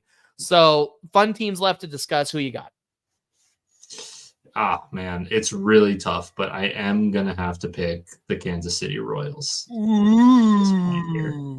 Just ever so barely, just by a hair. Oh, man. You're setting yourself up for a bruising, my friend. Literally. Go ahead. Yeah, Kansas City, guys, maybe I'll just slate it real quick while he realizes what he's done to himself. At 13-8, the Royals, well, they stumbled into the playoff or the trade deadline going, 1-for-2 against the Cubs. They did sweep the White Sox, but if you don't at this point as a playoff contender, you should question yourself. After the deadline, they took 3 of 4 from Detroit, lost 2 of 3 to Boston then, though. Split 2 with St. Louis, dropped 2 of 3 to Minnesota, and swept the Reds. So again, this is a team that's hot and cold and hot and cold and hot and cold at a very inopportune time. So what's going on with Kansas City, and will they stay hot now that it really is starting to count? Yeah, well, they certainly made a couple good acquisitions to keep that going, and it looks like it's working on the field for them. From Texas, they get Michael Lorenzen, which would be a big help for their rotation, and actually also help their bullpen by pushing Alex Marsh back into the bullpen to replace Pennington, who was departed the other way. I like that. The reliever they get from Oakland helps kind of boost their bullpen a little bit, especially because John Schreiber just got injured, so that kind of fills that in. And then Paul DeYoung comes over from Chicago. Shortstop Paul DeYoung to come over to not play shortstop for Kansas City. You will never play shortstop for Kansas City. We're sorry. But you will play second base or third base. Yes, because Bobby Witt's there. Exactly. Yeah. I was like, wait, why, Dan? Oh, yeah, because they've got the phenom. Yes. But a great bat off the bench, which is just another addition that the Royals could have used. And it's pretty solid across the board for me, Warren. They made the right moves, and third place in their division right now, already in a wild card spot. I think there's still time left for them to take that crown. I still got hope out for it. I'm excited for you to think that could happen, but they do need to put it all together. As we just kind of outlined, they're going hot and cold and hot and cold. What's up with it? Do you have any way you can stab at justification for why it hasn't already hit a better stride? You hope for more consistency from the pitching staff, I'll say. And obviously they are a bit of a younger team at this point. Lugo, Reagan's Waka have been great. Brady Singer has kind of fallen off from the consistency he had. So it's part of the reason Lorenzen comes in to help kind of stabilize that. And we'll see if it works. Yeah, it's kind of leading up to that it's like, Not the consistency, but the other point you just made. It's exactly the one I wanted you to say, but I let it go from my brain, which is weird. Um, this. So I guess we'll just let it go. All right, guys. Go Kansas City. Sorry. Good luck. No, it's okay. Yeah, I can't believe I lost. But wow, so weird that I just can't remember what you said that I really wanted you to say, and now I can't bounce off it. So, Well, at least guys, it was said. it's getting late, guys. Forgive us. Both of us will be excited to call it a night as we now drop to our final two teams. And Dan, you know what I love more than anything else in the world? Variety. I love variety. I love this, it's the spice of life, baby. Let's season it up. One of these teams has been a top team before, and the other one is not. So guess just with that justification, just with that little itty bitty storyline, it's easy for me to put San Diego at number 2, meaning that Dan has to talk about the number 1 team this week. And boy, what a fun curveball I've thrown him. San Diego, though, wow, unbelievably one of the funnest teams to watch right now. Well, I wouldn't say unbelievably. I mean, their lineup has always screamed the idea that they would be fun to watch, with guys like, Tatis and Machado, and Jackson Merrill's been incredible, right? How much fun is it to watch a Jackson Rookie of the Year, maybe? And quite frankly, the success story that Jurickson Profar has been is just tremendous. Luis Campusano, especially earlier in the year, was great. I love watching King pitch for the Padres, by the way. I know he's very hit or miss, but when he's on, he is filthy, my guy. There's a lot to like about what San Diego's doing, and at 13-6, they were one of the most successful teams. They now sit 15 games over 500, kind of snuck up on us with that. They've been on a tear since the trade deadline. Let me lay it out for you. They won actually dating back before the deadline was their last series loss against Baltimore, 2 of 3. They then swept the Dodgers, went into the trade deadline, took 2 of 3 from Colorado, swept the Pirates, 2 of 3 from the Marlins, swept the Pirates, and only now have lost their last series, 2 of 3 against the Rockies, which is a surprise for a playoff contender to lose to the Rockies. But hey, it was in Coors, so we give a certain amount of whatever, to that. San Diego's scary. 13-6, suddenly solidly a playoff team, difficult to chase down in this race. And tell me about what they did at the trade deadline, Dan. Do you think this is a stronger team once again? Yeah, I think that they are. I think that, they made several moves earlier in the year, obviously, so that counts towards, I think, their acquisitions in Arise and Cease. But right before the deadline from Tampa Bay, they got Jason Adam with 2 years of control, something that's really going to help keep their bullpen competitive and protect those starters. A little bit of a high cost considering what Miami was asking for, but, it's all about catching the Dodgers, so that's the main focus. So they would obviously need a little bit more than that. So going back into Miami, they come out with Tanner Scott and Brian Hoeing, another upper ranked prospect, and obviously Scott, who can be impact immediately. Really Scott is a rental. Yeah, Scott's a rental, and he's had some really flashes, and he's also had some struggles. So it depends what they get out of him. And lastly, Martin Perez comes over from Pittsburgh, another bullpen arm. So clearly they made a statement with this deadline. Reinforce the bullpen, support the starters. That's the weakness. We believe in the offense, right? Well, Perez has been better than normal in his first few starts, and the rest of the acquisitions have really done pretty well, all things considered. It does seem to be paying off. It does still feel like they probably could have used another starter.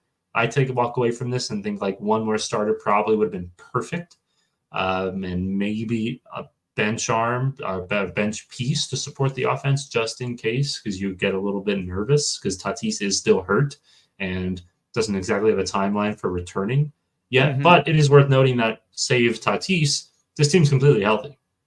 And they've done a good job of maintaining that throughout this year. So their sprint to catch the Dodgers has gotten them to this point, 3.5 games back in the wild card. They're right there. I don't know if they'll actually get it, Warren, but it looks like there might be a team on their heels too, just as they're catching up. Oh, a team on their heels? In the National League West, wait, Yeah. well, Dan, what's that?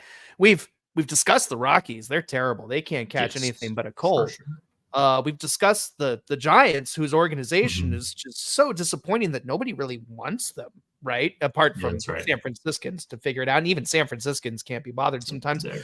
Right. The Dodgers are like way long discussed, even though that they're, Yeah. mediocre over the last 22 days. They're still Still first. probably likely to win the World Series unless they decide not to almost. Dan, who's the last team in the National League West that you have to discuss as the number one team? It's the Arizona Diamondbacks, man. Okay, it's the vaunted Arizona Diamondbacks. Yeah, eat it, boy, eat it. Who said this team was done? I know. I sound way too gleeful over this, and I am putting it on by about 70% just for fun. But I love when this kind of thing comes to pass, where a team has been on the bubble and disappointing us fairly consistently the entire season, and then you blink and they've made their move. They're solidly in the wild card. It's going to be tough to pry them out. Eugenio Suarez crushed 3 home runs for them near the end of the month, so he's deciding he's playing capable baseball. He It's woke making up. me a little sad, but it's okay because the bandwagon's back together, baby. The Arizona Diamondbacks, for the first time this year, sit at our number 1 spot. They're in the pole position, and Dan, I know I've said it a million times, but you called them done. Now you have to tell us, especially me, why are they the number 1 team in the league this week, my friend? Offense is the name of the game, dude. Offense. Offense woke up. I mean, they only lost 1 series over this entire stretch. Incredible. Woof. They sure did. Yes, and that 1 series that they lost was the most recent one where they were swept by the Rays in an anomaly of outcomes, but let's blame it on the humidity, the lack of dry heat.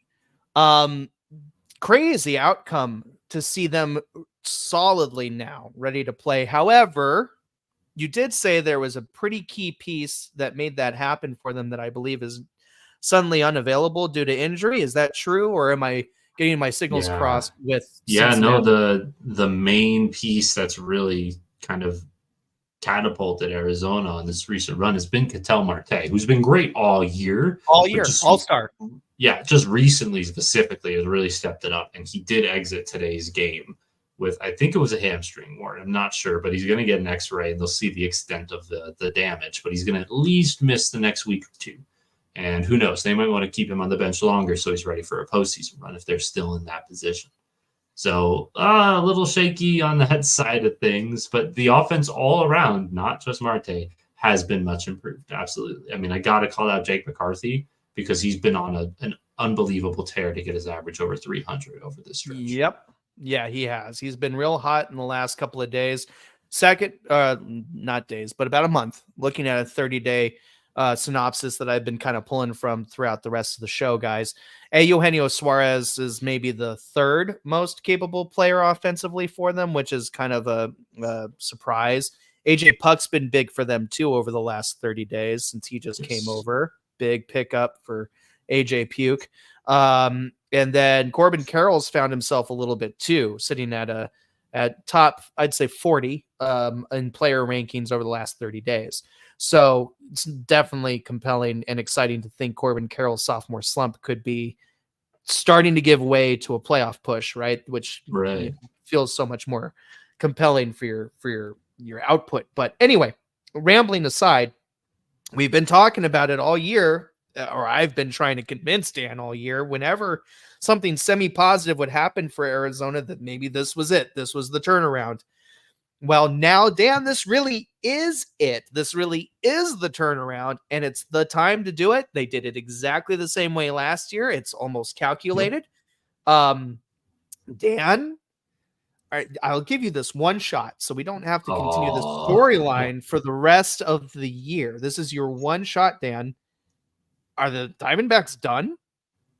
Man, you can't. I will never backpedal, Warren. Ooh. I appreciate the rope, but you can go ahead and roll that back up. I will die in this hole, okay? It's not over yet. It's not over yet, Boy. and I will go as far as to say that the Mets are coming for this wild card. Woo! That is spicy. Meet the ball. I love the meet.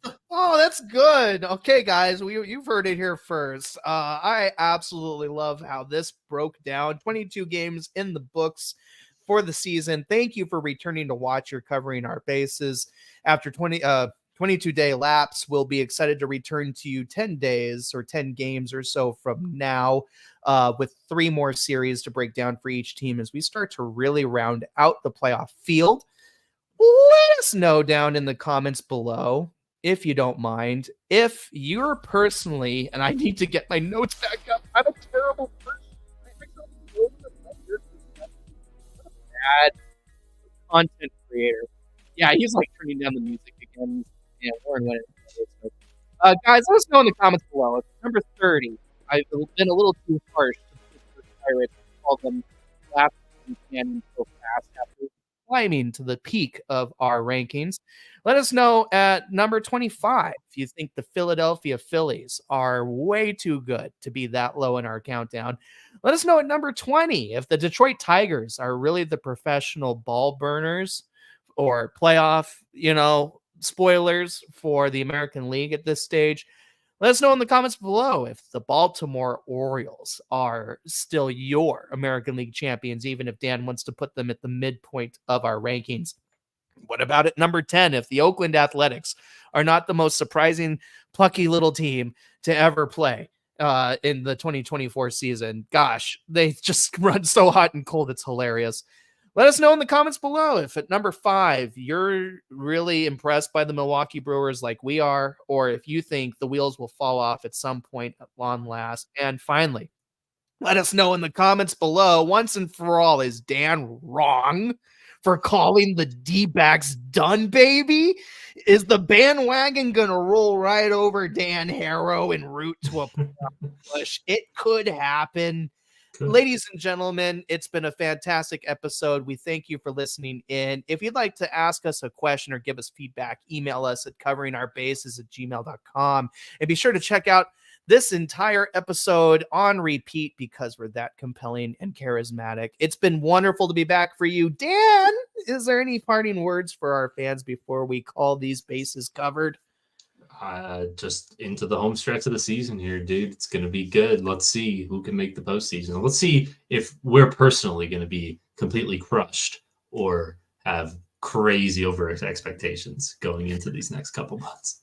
Will Dan and I make the playoffs? Will neither of us make the playoffs? We are so excited. We'll see you in 10 more days for another exciting covering our bases. And guys, gosh, I wish I need a new tagline, but we will see you guys next time we take a trip around the bases. Good night, everybody.